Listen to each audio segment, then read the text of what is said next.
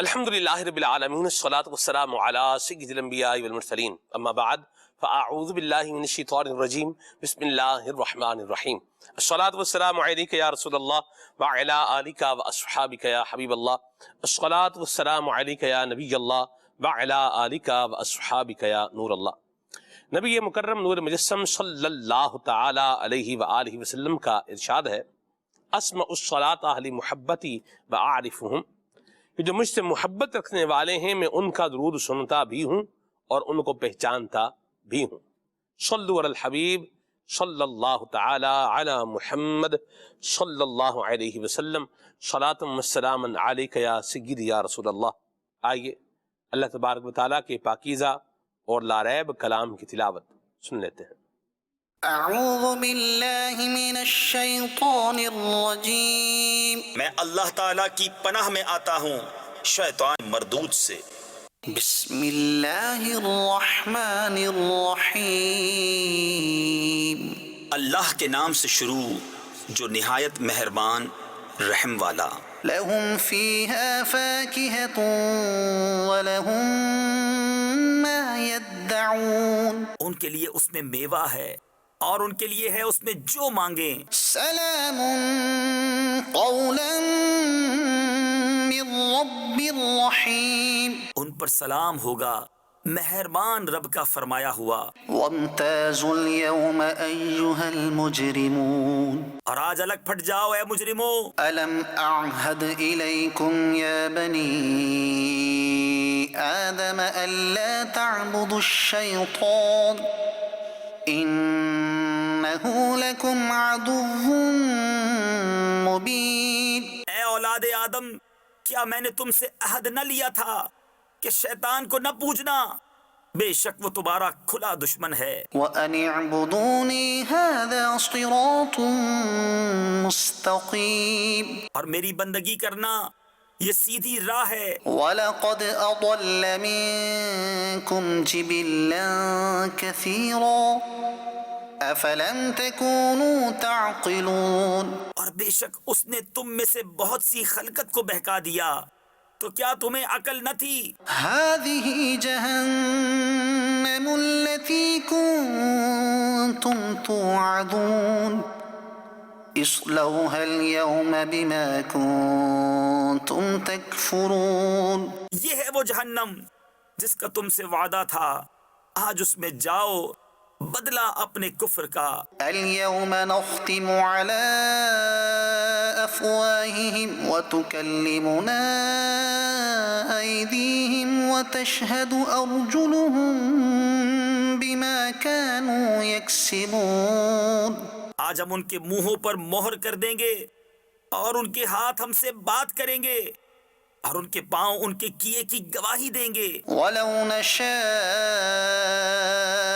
لطمسنا على أعينهم فاستبقوا الصراط فأنى يبصرون، اور اگر ہم چاہتے تو ان کی آنکھیں مٹا دیتے، پھر لپک کر رستے کی طرف جاتے تو انہیں کچھ نہ سوچتا۔ ولو نشاء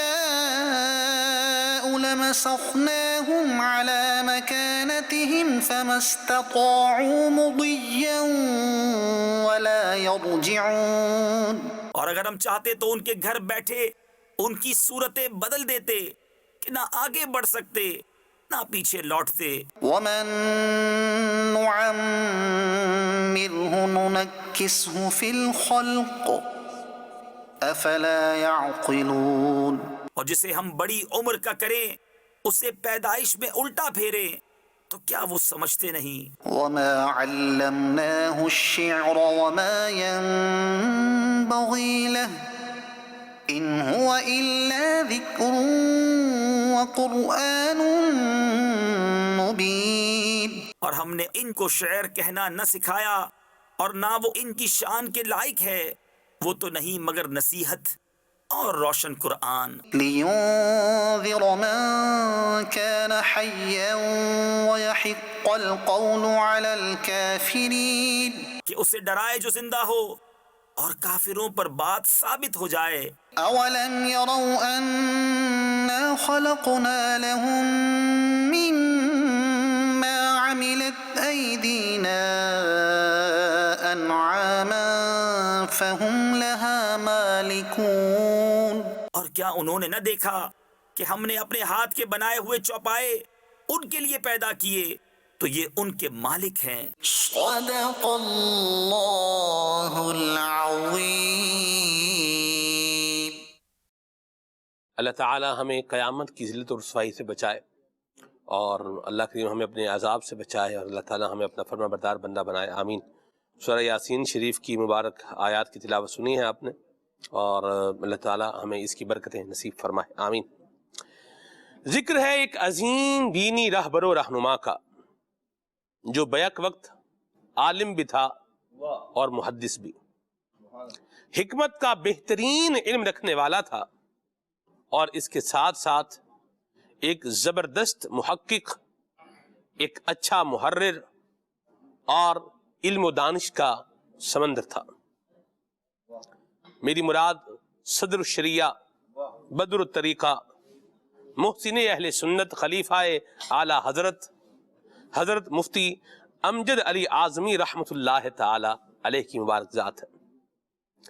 2 ذی-القعدہ دن ہے حضرت امجد علی اعظمی رحمۃ اللہ تعالی علیہ کا، اور اعلی حضرت امام اہل سنت نے ان کا ذکر فرمایا ہے اور اپنے شعر میں بھی ان کا تذکرہ کیا ہے، جس کا ایک مصرع میں ابھی سناتا ہوں، باقی انشاءاللہ آگے بتاؤں گا. میرا امجد مجد کا پکا. تو آپ کی بزرگی کا دیکھیں اعلیٰ حضرت امام اہل سنت نے کتنے خوبصورت انداز میں بیان کیا، اور آپ کی شخصیت کی آپ کے اندر جو ایک روحانیت تھی، اور پھر آپ کے دل کی جو ایک پاکیزگی تھی، اور آپ کے اوصاف کی جو ایک خوبصورتی تھی، اور آپ کے اخلاق کی جو ایک عمدگی تھی، اسے امام اہل سنت نے لفظ مجد کا استعمال کر کے اس کو بیان کیا ہے. سبحان اللہ. صدر الشریعہ رحمۃ اللہ تعالی علیہ کی مبارک ذات آج کے ہمارے پروگرام کا جو ہے موضوع ہے، اور آپ نے تمام عمر شجر اسلام کی آبیاری کے لیے گزاری ہے، اور سیدی اعلیٰ حضرت امام اہل سنت کی بارگاہ سے ترجمہ قرآن کنز الایمان دلانے والے یہی حضرت صدر الشریعہ مفتی امجد علی اعظمی رحمۃ اللہ تعالی علیہ ہیں. اور انہی کی بدولت، انہی کی کاوشوں سے، مجھے کہنے دیجئے کہ انہی کی کوششوں سے، انفرادی کوشش سے امام اہل سنت نے ترجمہ کنز الایمان آپ کو املا کرایا، اور آپ نے لکھا، اور یوں عشق رسول سے اور محبت خداوندی سے مالا مال زبردست ترجمہ قرآن کنز الایمان یہ ہمیں نصیب ہوا. اور آپ کی ایک زبردست کتاب ہے بہار شریعت، کسی تعارف کی محتاج نہیں ہے، بالخصوص بر صغیر پاک و ہند میں اہل علم طبقے کے اندر بھی اس کی اپنی ایک افادیت موجود ہے، اور اس کی پہچان موجود ہے، اور عام جو اردو پڑھنے والے ہیں اور علم دین سے محبت رکھنے والے ہیں، مسائل کا شغف رکھنے والے ہیں، ان کی بھی شناسائی بہار شریعت کتاب سے موجود ہے. سبحان اللہ. تو ذکر خیر کریں گے انشاءاللہ الکریم. آئیے ابھی قبلہ کاری حکیم خلیل اتاری صاحب سے نعت رسول مقبول صلی اللہ علیہ وسلم سنتے ہیں. صلو علی الحبیب صلی اللہ تعالی علی محمد. صلی اللہ علیہ یا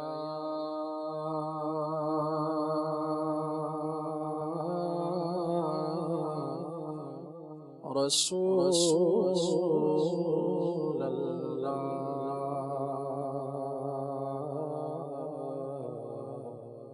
وسلم علیک یا حبیب اللہ.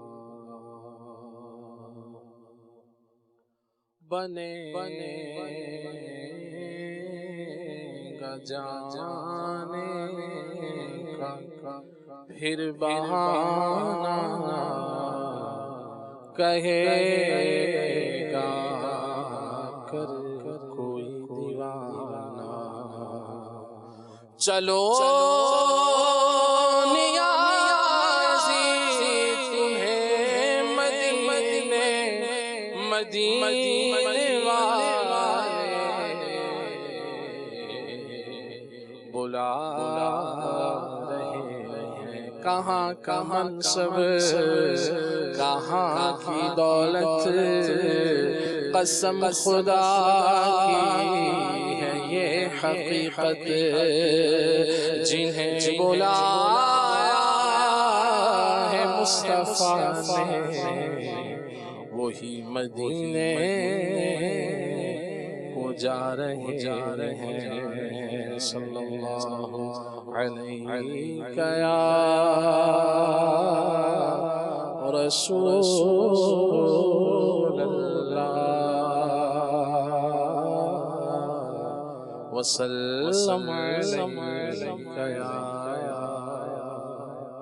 حبیب اللہ.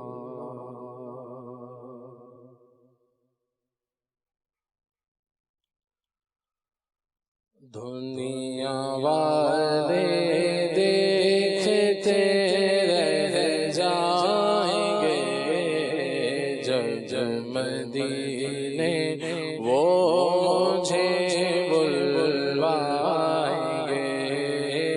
دنیا والے دیکھتے رہ جائیں گے جب مدینے وہ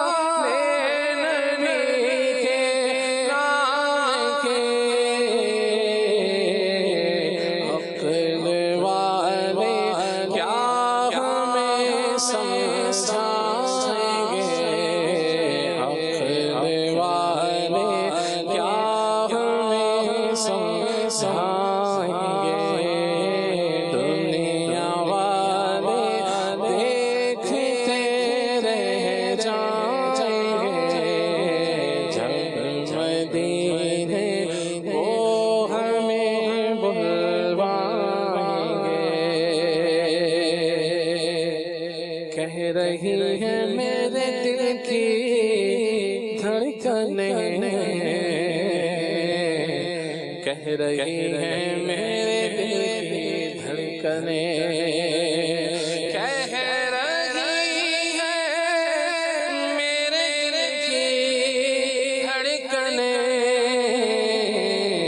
جائیں گے ہاں جائیں گے ہم بھی مدینے جائیں گے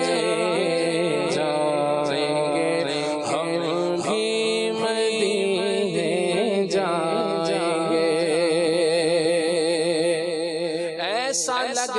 ہے مدینے وہ ہمیں بلوائیں گے، جائیں گے جا کر انہیں زخم جگر دکھلائیں گے، وہ اگر چاہیں گے تو ایسی نظر فرمائیں گے، خوب روئیں گے پچھاڑوں پر پچھاڑے کھائیں گے، کہہ رہی ہے میرے دل کی دھڑکنیں، جائیں گے ہم بھی مدینے جائیں گے،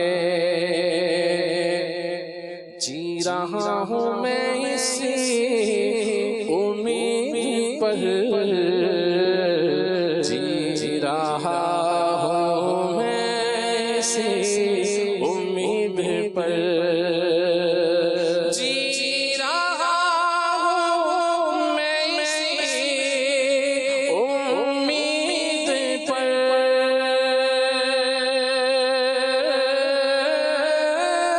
جی رہا ہوں میں اسی امید پر، میرے گھر ہاں میرے گھر سرکار ایک دن آئیں گے، میرے گھر سرکار ایک دن آئیں گے، میرے گھر سرکار ایک دن آئیں گے، میرے گھر سرکار ایک دن آئیں گے، میرے تم خواب میں آؤ، میرے گھر روشنی ہوگی، میری قسمت جگا جاؤ، عنایت یہ بڑی ہوگی، جو تیری دید ہو جائے تو میری عید ہو جائے، تیرا دیدار جب ہوگا مجھے حاصل خوشی ہوگی، میرے گھر میں بھی ہو جائے چراغاں یا رسول اللہ، میرے گھر سرکار ایک دن آئیں گے، میرے گھر سرکار ایک دن آئیں گے، صدقہ کھاتے ہیں نبی کے نام کا، صدقہ کھاتے ہیں نبی کے نام کا، صدقہ کھاتے ہیں نبی کے نام کا، صدقہ کھاتے ہیں نبی کے نام کا، جس کا کھاتے ہیں اسی کا گائیں گے، جس کا کھاتے ہیں اسی کا گائیں گے، جس کا کھاتے ہیں اسی کا گائیں گے، جس کا کھاتے ہیں اسی کا گائیں گے، ہم کو دنیا سے نہیں مطلب حضور، گیت ہم بس آپ ہی کے گائیں گے، دن جو گزرے ہیں محبوب پر، دن جو گزرے ہیں محبوب پر، یاد جب بھی آئیں گے تڑپائیں گے، یاد جب بھی آئیں گے تڑپائیں گے، یاد جب بھی آئیں گے تڑپائیں گے، یاد جب بھی آئیں گے تڑپائیں گے۔ اللہ غنی کیسی وہ پرکیف کھڑی تھی، جب سامنے نظروں کے مدینے کی گلی تھی، لجپال کی چوکھٹ پہ کھڑا تھا، قسمت میری اس در پہ کھڑی جھوم رہی تھی۔ اس شہر کے ذرے تھے چمکتے ہوئے تارے، اس شہر کی ہر چیز نور کے سانچے میں ڈھلی تھی۔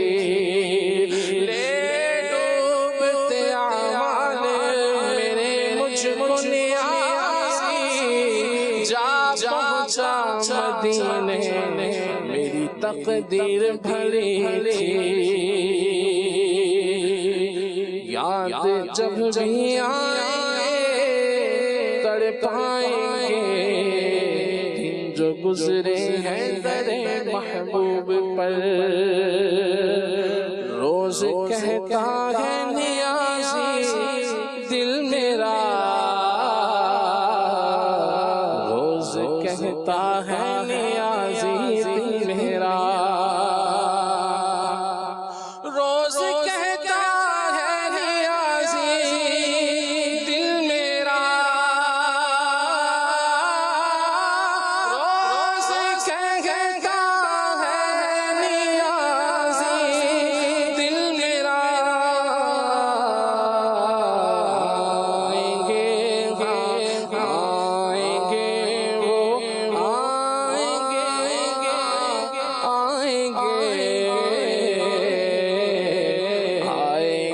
وہ آئیں گے آئیں گے وہ آئیں گے، دنیا والے دیکھتے رہ جائیں گے،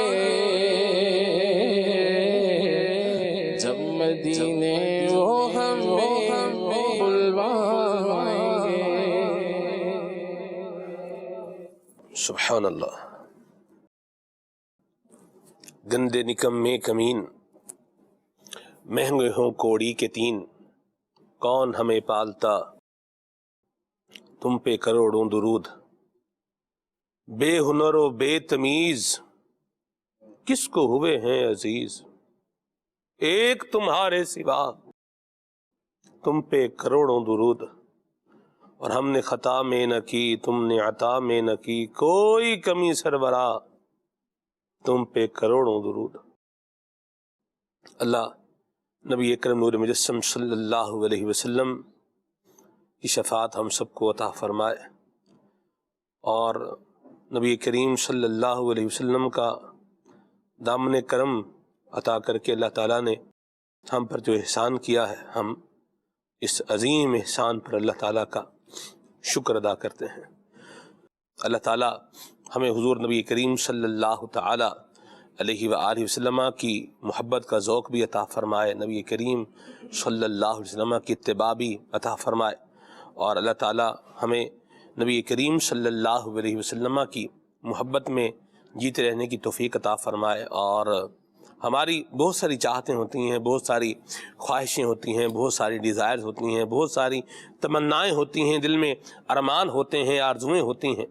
اللہ کرے ہماری بھی دھڑکنیں یہ بولیں، جس طرح نیازی صاحب نے کہا، یہ کہہ رہی ہیں میرے دل کی دھڑکنیں آئیں گے، کیا ہے خالد بھائی، پیارے خلیل بھائی، آئیں گے وہ آئیں گے وہ آئیں گے وہ آئیں گے۔ سبحان اللہ۔ اللہ نبی کریم صلی اللہ علیہ وسلم کی زیارت ہم سب کو نصیب فرمائے، اور کیا ہی کرم ہو جائے کہ جب دنیا سے جانے کا وقت ہو تو آقا کریم کا دیدار بھی ہو جائے، آقا کریم کلمہ بھی پڑھا دیں، اور یوں ہمارا بیڑا پار ہو جائے۔ آمین بجاہ النبی الامین علیہ وعلی آلہ افضل الصلوات والتسلیم۔ صدر الشریعہ بدر الطریقہ حضرت مفتی محمد امجد علی اعظمی رحمۃ اللہ تعالی علیہ کی بارگزاد پر آج ہم انشاءاللہ پروگرام کرنے جا رہے ہیں۔ ان کے ابتدائی حالات کیا تھے، آئیے رکن شورا قبلہ حضرت مولانا ابو ماجد محمد شاہر الطاری مدنی جزا شریف ہوئے سنتے ہیں. جی حضور. بسم اللہ الرحمن الرحیم. مفتی محمد امجد علی اعظمی رحمۃ اللہ علیہ کا مشہور لقب صدر الشریعہ ہے جی. اور بہار شریعت سے آپ نے شہرت پائی جی. اور آپ کی پیدائش جو ہے وہ 1300 سن ہجری 1882 میں گھوسی ضلع میو U P Uttar Pradesh India ہند میں ہوئی. اور یہ جو علاقہ تھا یہ علماء کا علاقہ تھا. اس شہر کو مدینۃ الاولیاء بھی مدینۃ العلماء بھی کہا جاتا ہے کیونکہ کافی علماء کا تعلق جو ہے وہ گھوسی سے ہے. ٹھیک. تو مفتی امجد علی اعظمی رحمۃ اللہ علیہ نے ابتدائی تعلیم تو اپنے گھر میں ہی حاصل کی. آپ کے جو والد صاحب تھے حکیم جمال الدین صاحب، تو آپ نے ابتدائی تعلیم گھر میں پائی اور اس کے بعد جو گھوسی کے اندر ایک مدرسہ تھا ناصر العلوم، اس میں داخلہ لیا اور پھر جو ہے وہ آپ جون پور چلے گئے. جون پور جو ہے اس زمانے میں علم کے اعتبار سے مشہور تھا اور ان کے جانے کا سفر بھی بڑا شاندار ہے کہ جب آپ اپنے گھوسی شہر سے نکلے تو پیدل سفر کر کے اعظم گڑھ جو بڑا شہر تھا قریبی، اس میں آپ پیدل گئے اور پھر وہاں سے اونٹ کے ذریعے جو ہے وہ جون پور آپ گئے. جون پور میں آپ کے ایک کزن تھے مولانا محمد صدیق صاحب، ان کے پاس آپ نے ابتدائی علوم حاصل کیے. اور اس کے بعد جو ہے وہ مشہور امام المناطقہ کہیں، جامع معقول و منقول کہیں، علامہ ہدایت اللہ خان رامپوری جون پوری، پہلے ان کی پیدائش رامپور میں ہوئی. اور یہ وہ عظیم عالم دین ہیں جنہوں نے علامہ فضل حق خیر آبادی رحمۃ اللہ علیہ کی صحبت پائی. اللہ اکبر. یعنی براہ راست آپ شاگرد ہیں علامہ فضل حق خیر آبادی کے. اور علامہ صاحب تو پھر جو ہے وہ شہرت رکھتے ہیں، بلکہ خیر آبادی سلسلہ جو ہے وہ ان کے اور ان کے والد صاحب سے ہی جو ہے وہ جاری ہوا کہ منطق کے اندر، علوم عقلیہ کے اندر انہوں نے جو مقام پایا ہے وہ علماء جانتے ہیں. سبحان اللہ. تو انہوں نے جو ہے وہ ان کی صحبت پائی اور اکثر علم جو ہے وہ موقوف علیہ تک، یہ جو علم ہے وہ علامہ ہدایت اللہ رامپوری سے ہی، جون پوری سے ہی حاصل کیا. صحیح. اور اچھا، یہ علامہ ہدایت اللہ جون پوری رحمۃ اللہ علیہ کی ایک اور اہم زبردست بات کہ یہ عقیدے میں بڑے، یعنی آپ بڑے راسخ العقیدہ تھے. صحیح. اور مذہب حقہ اہل سنت کے بڑے دائی تھے. سبحان اللہ. تو ان کی صحبت میں جو ہے وہ آپ رہے تو آپ کے عقیدے میں بڑی پختگی آئی، علم میں تو آئی تھی. واہ. اور جو ہے معقولات اور منقولات تو یہ ایسے ہی جامع تھے. جی. تو جب یہ انہوں نے موقوف علیہ تک تعلیم مکمل کی تو اس کے بعد دور حدیث کے لیے آپ علامہ وسیع احمد محدث سورتی رحمۃ اللہ علیہ کے پاس گئے. علامہ وسیع احمد محدث سورتی رحمۃ اللہ علیہ بہت بڑے محدث ہیں اور انہوں نے علامہ فضل حق خیر آبادی، علامہ فضل الرحمان گنج مراد آبادی کی بایعت کی اور ان سے جو ہے وہ شرف حدیث بھی حاصل کیا. اس کے علاوہ دیگر جو ہے وہ علامہ احمد سہارنپوری، ان سے بھی جو ہے وہ انہوں نے دورہ حدیث شریف کیا. اور امام المحدثین سید دیدار علی شاہ صاحب اور پیر مہر علی شاہ صاحب رحمۃ اللہ علیہ ان کی کلاس فیلو ہیں. علامہ وسیع احمد محدث سورتی رحمۃ اللہ. کیا بات ہے. تو دورہ حدیث جو ہے وہ آپ نے پیلی بھیت کے اندر جا کر مدرسۃ الحدیث میں جو ہے وہ ان سے کیا. اور یہ اعلیٰ حضرت کے تو ویسے ہی عاشق تھے علامہ وسیع احمد محدث سورتی. اور ہر جو ہے وہ جمعرات کو جو ہے وہ رخت سفر باندھتے اور بریلی شریف پہنچ جاتے اور نماز جمعہ ادا کرنے کے بعد یہ واپس پیلی بھیت آیا کرتے تھے. تو بہرحال ایک سال جو ہے وہ ان کی خدمت میں رہے اور دورہ حدیث شریف آپ نے یہاں پر کیا. علامہ وسیع احمد محدث سورتی رحمۃ اللہ علیہ کو مفتی امجد علی اعظمی رحمۃ اللہ علیہ کی جو علم سے شوق اور محبت تھا، شوق علم سے اتنے متاثر تھے کہ استاد یہ فرمایا کرتے تھے کہ مجھ سے کسی نے پڑھا ہے نا تو وہ مفتی امجد علی اعظمی رحمۃ اللہ علیہ. واہ واہ واہ. تو اس کے بعد جب آپ نے جو ہے وہ دورہ حدیث بھی کیا تو اس کے بعد آپ پٹنہ چلے گئے اور وہاں پر جو ہے علامہ عبد الوحید رحمۃ اللہ علیہ نے وہاں پر مدرسہ بنایا تھا. تو اس میں آپ نے تدریس کا سلسلہ شروع کیا. لیکن وہاں جو علامہ عبد الوحید صاحب تھے جو اعلیٰ حضرت کے خلیفہ بھی ہیں، تو 2 سال کے بعد 1326 میں ان کا انتقال ہو گیا. تو وہاں پر جب یہ ان کا انتقال ہوا تو اس کے بعد جو مدرسہ چلانے والی انتظامیہ تھی ان کے ساتھ ان کا کوئی ہم آہنگی نہ رہی. صحیح. تو یہ پھر جو ہے وہ مدرسے کو استعفیٰ دے دیا اور وہاں سے جو ہے وہ اب آپ نے علم طب جو ہے وہ حاصل کرنا شروع کر دیا. صحیح. یعنی فارغ و تحصیل ہونے کے بعد اور 2 سال تدریس کرنے کے بعد پھر یہ لکھنؤ میں حکیم عبدالولی صاحب جو ہیں وہ ان کے پاس پھر انہوں نے 2 سال جو ہے وہ علم طب میں جو ہے کمال پایا. واہ. اور پھر جو ہے وہ صرف جاگ لگنی تھی لکھنؤ میں، وہ 2 سال میں لگ گئی. واہ واہ واہ. تو اس کے بعد وہ آپ اپنے وطن میں آ گئے اور وہاں پر آپ نے طبابت کہیں یا جو ہے وہ مطب کہیں وہ آپ نے شروع کر دیا. صحیح. تو 2 سال جو ہے وہ آپ مطب جو ہے وہ کرتے رہے. اعلیٰ حضرت رحمۃ اللہ علیہ سے اچھا یہ جب علامہ عبدالوحید پٹنہ کے جو ہیں ان کا جب انتقال ہوا تو اعلیٰ حضرت بنفس نفیس یہاں تشریف لائے اور ان کا نماز جنازہ پڑھایا اور تدفین کے سارے مراحل میں آپ شریک رہے. تو ان کو اعلیٰ حضرت کی صحبت بھی نصیب ہوئی. صحیح. اور اعلیٰ حضرت نام تو ویسے ہی سنا ہوا تھا، علامہ وسیع احمد محدث سورتی رحمۃ اللہ علیہ تدریس کے دوران اعلیٰ حضرت کا ذکر نہ کریں یہ کیسے ہو سکتا ہے. تو یوں ویسے ان کے استاد متاثر تھے تو یہ بھی متاثر تو تھے ہی، لیکن اعلیٰ حضرت کی صحبت ان کو پٹنہ میں حاصل ہوئی. پھر بڑے متاثر ہوئے اور پھر اعلیٰ حضرت سے بیعت بھی کر لی. واہ. پھر یہ جب جو ہے تدریس سے جو ہے وہ استعفیٰ دیا تو پھر یہ علامہ وسیع احمد محدث سورتی رحمۃ اللہ علیہ سے یعنی جو مطب کے دوران ہی جا کے ملاقات کی اور وہاں پر گئے پیلی بھیت میں اور بتایا کہ آج کل میں جو ہے وہ مطب کر رہا ہوں. تو ان کو بڑا افسوس ہوا کہ میرا اتنا زبردست جو ہے وہ شاگرد جو ہے وہ اب حکمت کر رہا ہے. حکمت کرنے والے جو ہے وہ مطب کرنے والے تو بہت سارے لوگ ہیں اور ان کے پاس جو علوم اسلامیہ کا خزانہ ہے تو اس کا تقاضا یہ ہے کہ یہ تدریس کریں. صحیح. تو بہرحال آپ نے کیا حکمت اختیار کی، کیونکہ یہ اعلیٰ حضرت کے مرید تھے جی. تو انہوں نے ایک رکہ لکھا، لیکن رکے کے اندر کیا لکھا یہ نہیں بتایا. صحیح. اور یہ رکہ ان کو مفتی امجد علی اعظمی صاحب کو دیا اور کہا کہ یہ اعلیٰ حضرت سے آپ ملنے کے لیے جا ہی رہے ہیں تو یہ رکہ میری طرف سے دے دینا. اب اس رکے میں لکھا یہ تھا کہ میرا یہ شاگرد ہے اور زبردست عالم دین ہے تو لیکن یہ اب مطب کر رہا ہے تو آپ ذرا، آپ کا مرید بھی ہے تو آپ ذرا انہیں تدریس کی طرف مائل کیجئے گا. کیا بات. تو یہ رکہ لے کر اعلیٰ حضرت رحمۃ اللہ علیہ سے گئے اور وہ رکہ اعلیٰ حضرت کو دیا. تو اعلیٰ حضرت نے جو ہے وہ فرمایا کہ علم 2 ہیں، ایک بدن والا علم ہے، ایک دین کا علم ہے. تو لیکن جو ہے وہ جو مطب کرنے کا مسئلہ یہ ہے کہ صبح سویرے جو ہے وہ کارو ورا دیکھنا پڑتا ہے، یعنی وہ شیشہ جس کے اندر پیشاب وغیرہ ہوتا ہے اس سے جو ہے تشخیص ہوتی ہے مرض کی.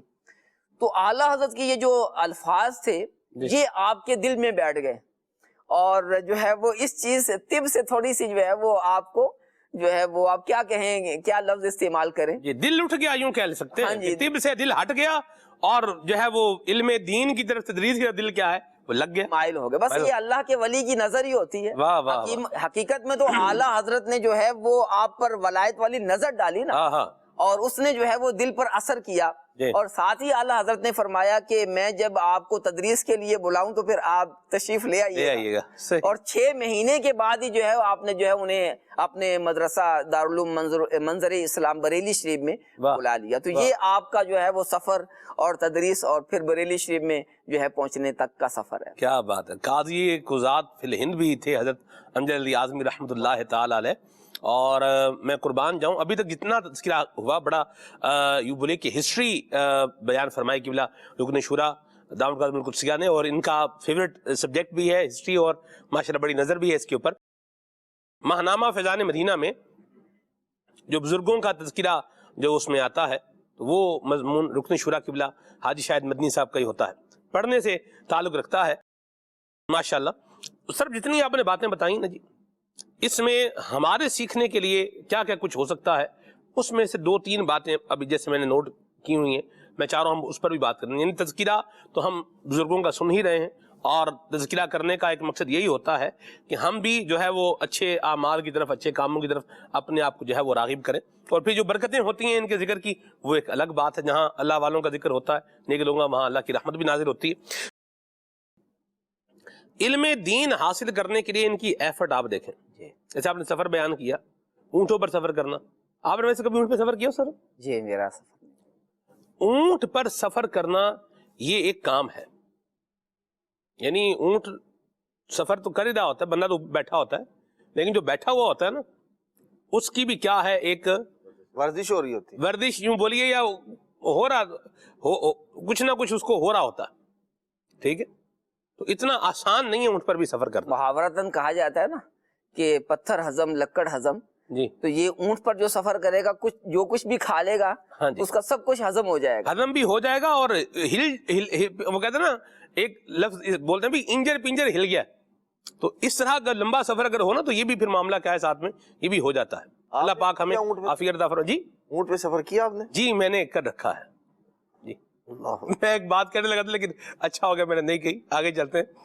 تو یوں اس کی مشقت کا مجھے کیا ہے ایک اندازہ ہے. اسی طرح یہ ایک مشقت جو ہے برداشت کرنا اور پھر علم دین حاصل کرنے کی طرف اپنے آپ کو جو ہے وہ لگانا. اور آپ اگلی بات جو دیکھیں اساتذہ کا انتخاب، استاد کا انتخاب کہ کس سے علم دین حاصل کرنا ہے، یہ بھی جو ہے وہ اپنی جگہ پر اہمیت کا حامل رہا. اور پھر آپ دیکھیے right person for right job. حضرت وسیع محدث سورتی رحمۃ اللہ تعالی علیہ آپ اگر یہیں پہ چھوڑ دیں ٹھیک ہے کر رہا مطلب کرتا رہے، ہزاروں شاگرد پڑھ کے آگے پڑھ کے چلے گئے ٹھیک ہے بھی اب جو نصیب ہے کرتا رہے.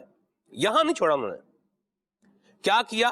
اچھے کام کی طرف جس میں دین کا فائدہ بھی ہے بندے کا فائدہ بھی ہے. ظاہر سی بات ہے دین کا فائدہ کرے گا تو بندے کا بھی فائدہ ہوگا. آخرت میں اللہ تبارک تعالیٰ سے جو اجر و ثواب پائے گا وہ تو فائدہ تو ہے نا بندے کا بھی. تو اس طرف کیا کیا مبذول کیا ہے. تو یہ 3-4 باتیں جو میں نے اس میں نوٹ کی ہیں سر، ہم بھی اگر اس کو اپنی زندگی میں دیکھیں، ہم نے ایفرٹ اور کوشش آپ دیکھیے کہ ہم نے کر رکھی ہے، لیکن ہمارا علم دین حاصل کرنے کے لیے ایفرٹ کوشش ہے نا وہ یوں بولیے کہ وہ تو برائے نام ہی ہے. بزرگوں کی جتنی کوششیں تھیں اس کے مقابلے میں تو کیا ہے ہماری ایفرٹس کو تو مطلب اس کا یوں بولیے کہ ذرہ بھی نہیں پہنچا ہوا. میں یہ چاہوں گا میں یہ چاہوں گا آپ اس پر بھی گفتگو فرمائیں کہ ہم علم دین سیکھنے کے لیے کوشش بھی کریں اور پھر درست استاد کا ایک جو ہے وہ انتخاب بھی کریں. اور پھر تیسری بات جو ہے وہ ساتھ میں یہ ہے کہ ہم اگر کسی بندے کو دیکھ رہے ہیں کہ جو ایک کام کر رہا ہے لیکن یہ اس سے بیٹر کام کر سکتا ہے، کوئی اچھا کام جو ہے وہ کر سکتا ہے، تو اس طرف اس کی توجہ بھی جو ہے وہ دلائیں. کیا کہیں گے اس پر؟ جی پہلی بات میں یہ عرض کروں گا کہ جو مفتی اعظمی رحمۃ اللہ علیہ کی ہسٹری سے ہمیں سیکھنے کو ملتا ہے جی وہ یہ بھی ہے کہ آپ نے علم دین کے لیے اپنے آپ کو وقف کر دیا. کیا بات. تو اس کو ہم 2 حوالے سے دیکھ سکتے ہیں، ایک دنیا کے اعتبار سے، ایک دین کے اعتبار سے. جی دنیا کے اعتبار سے دیکھیں تو ہم کوئی بھی پیشہ اختیار کرتے ہیں، ہنر جو ہے وہ حاصل کرتے ہیں اور کوئی بھی کام کرتے ہیں تو ہمیں اپنی پوری توجہ جو ہے وہ اس کام کی طرف دینی چاہیے. کہ اگر ہم جو ہے وہ دنیاوی کام کو بھی پوری توجہ دیں گے تو پھر اس کے اندر ہم ماہر ہو جائیں گے اور پھر دنیا کے اندر بھی جو ہے وہ عزت جو ہے وہ کمائیں گے اور ہماری حاجات ضروریات بھی پوری ہوں گی. اور دوسری دین کی بات کہ آج کل جو ہم غور کریں تو دنیاوی طور پر تو لوگ توجہ دے رہے ہوتے ہیں لیکن دینی معاملات کی طرف، دینی علم کی طرف جو ہے وہ آپ کی توجہ نہیں ہوتی. تو ہمیں چاہیے کہ ہم اگر دنیاوی طور پر بھی کوئی ہنر کر رہے ہیں، استعمال یعنی حاصل کر رہے ہیں، تعلیم حاصل کر رہے ہیں تو دینی تعلیم کی طرف توجہ دینی چاہیے. جی کہ دین تو ہمارا جو ہے وہ بنیاد ہے نا. تو بنیاد کو چھوڑ کر جو ہے ہم جو ہے وہ دیگر سب کچھ حاصل کر لیں لیکن دینی نہ حاصل کر پائیں. جی کہ وہ دین کے جو ہماری دنیا بھی سنوارتا ہے ہماری آخرت بھی سنوارتا ہے. تو ہمیں الحمدللہ دعوت اسلامی کے مدنی ماحول میں جو ہے وہ دینی بنیادی جو علوم ہیں وہ حاصل کرنے کی طرف خاص جو ہے وہ ترغیب دلائی جاتی ہے، فرض علوم.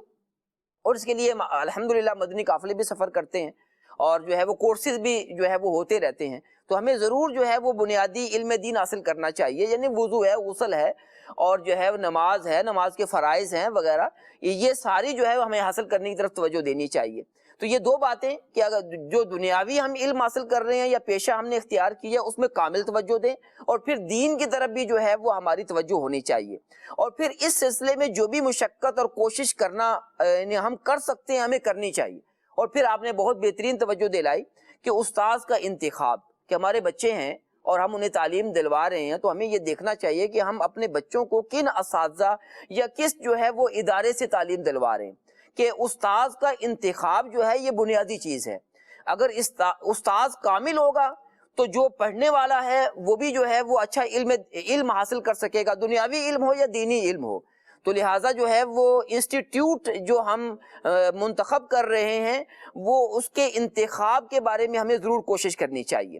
اور یہ تیسری بات جو آپ نے جو ہے توجہ دلائی کہ اگر ہم کسی شخص کے اندر اس کی اصل صلاحیت اور رغبت دیکھتے ہیں تو پھر اس کی رہنمائی بھی کرنی چاہیے.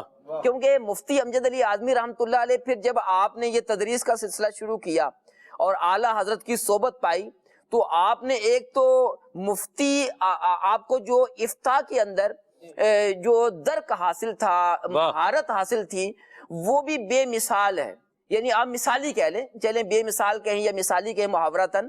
ہمارے استاذ کہا کرتے تھے کہ ماضی قریب میں جنہوں نے فقہ میں کمال درجے کی مہارت حاصل کی ہے ان میں اعلیٰ حضرت امام احمد رضا خان رحمۃ اللہ علیہ کا نام ہے، اس کے بعد صدر الشریعہ مفتی امجد علی اعظمی ہے، اور اس کے بعد جو ہے فقیہ اعظم مفتی نور اللہ نعیمی بصیر پوری ضلع اوکاڑا یہ ہے. تو واقعی جو ہے وہ یعنی کمال درجے کی آپ کو فقہ پر مہارت تھی. بہار شریعت دے سکتے ہیں کہ کوئی بھی دارالافتاء ہو وہ جو ہے بہار شریعت سے جو ہے وہ خالی نہیں ہوگا، کیونکہ بہار شریعت وہ کتاب ہے کہ جس کے اندر آپ کھولیں گے اور آپ فوراً جو ہے وہ آپ نتیجے پر پہنچ جائیں گے کہ مفتبہی جو اقوال ہے وہ اس کے اندر درج ہے.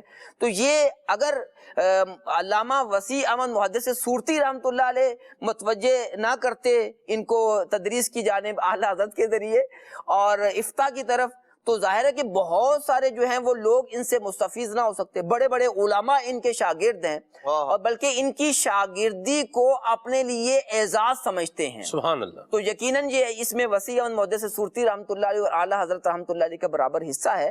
تو ہمیں بھی دیکھنا چاہیے کسی کے اندر کوئی صلاحیت موجود ہو تو اس صلاحیت کے مطابق اس کی اچھی رہنمائی اور مشورہ ہم دیا کریں. یا مرحبا، ماشاءاللہ.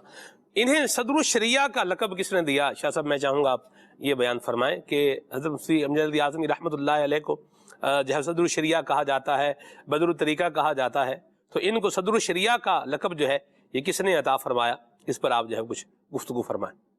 ماشاءاللہ ذکر ہو رہا ہے صدر الشریعہ کا، اور بہار شریعت کے بارے میں تو شیخ طریقت امیر علیہ السلام کاتم علیہ نے بھی ارشاد فرمایا نا کہ عالم بنانے والی کتاب ہے. مرحبا. تو یہ کتاب ایسی ہے کہ اگر کوئی اس کتاب کو صحیح معنوں میں پڑھ لینا تو اللہ نے چاہا تو بہت سارے دینی مسائل کے اندر اس کو کافی حد تک جو ہے نا گرپ حاصل ہو جائے گی. اور جیسے کہا نا کہ کوئی بھی اگر مفتبہی قول ہے تو آپ کو اللہ نے چاہا تو اس میں مل جائے گا. اعلیٰ حضرت امام احمد رضا خان علیہ رحمۃ الحنان نے فرمایا جتنے بھی موجودین ہیں تمام جو لوگ ہیں اس وقت جو اس میں اعلیٰ حضرت رحمۃ اللہ نے فرمایا کہ وہ مولوی امجد علی صاحب میں نے اس میں ان کے اندر زیادہ جو ہے نا تفقہ پایا ہے. تفقہ جو ہے نا یہ ایک لفظ ہے، ایک ٹرمینالوجی ہے.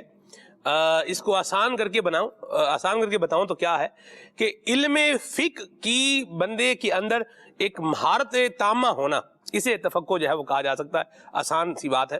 اور نبی کریم صلی اللہ علیہ وسلم نے ارشاد فرمایا من یرد اللہ بہ خیرا یفقہہ فی الدین، کہ اللہ تعالی جس سے بھلائی کا ارادہ فرماتا ہے اسے دین کی سمجھ عطا فرماتا ہے. تو تفقہ کا مطلب یہ ہوتا ہے کہ فقہ کے اندر کیا ہونا، بندے کے اندر ایک مہارت ہونا. یہ آسانی کے لیے میں نے بات جو ہے بیان کی ہے تو اسے سمجھا جا سکتا ہے. جی شاہ جی، تفقہ جس کا نام ہے وہ حضرت امجد علی اعظمی رحمۃ اللہ علیہ میں پائیے گا. آگے چلتے ہیں شاہ صاحب کی طرف. جی، اعلیٰ حضرت امام احمد رضا خان رحمۃ الرحمان نے یہ ارشاد فرمایا کہ تفقہ فی الدین کا جو معاملہ ہے اس میں آپ جتنے بھی موجودین ہیں اس وقت کے جو بڑے بڑے علماء تھے جو آپ کی بارگاہ میں ہوا کرتے تھے، تو فرمایا کہ ان کے اندر جو ہے نا میں جو ہے وہ زیادہ تفقہ فی الدین دیکھتا ہوں.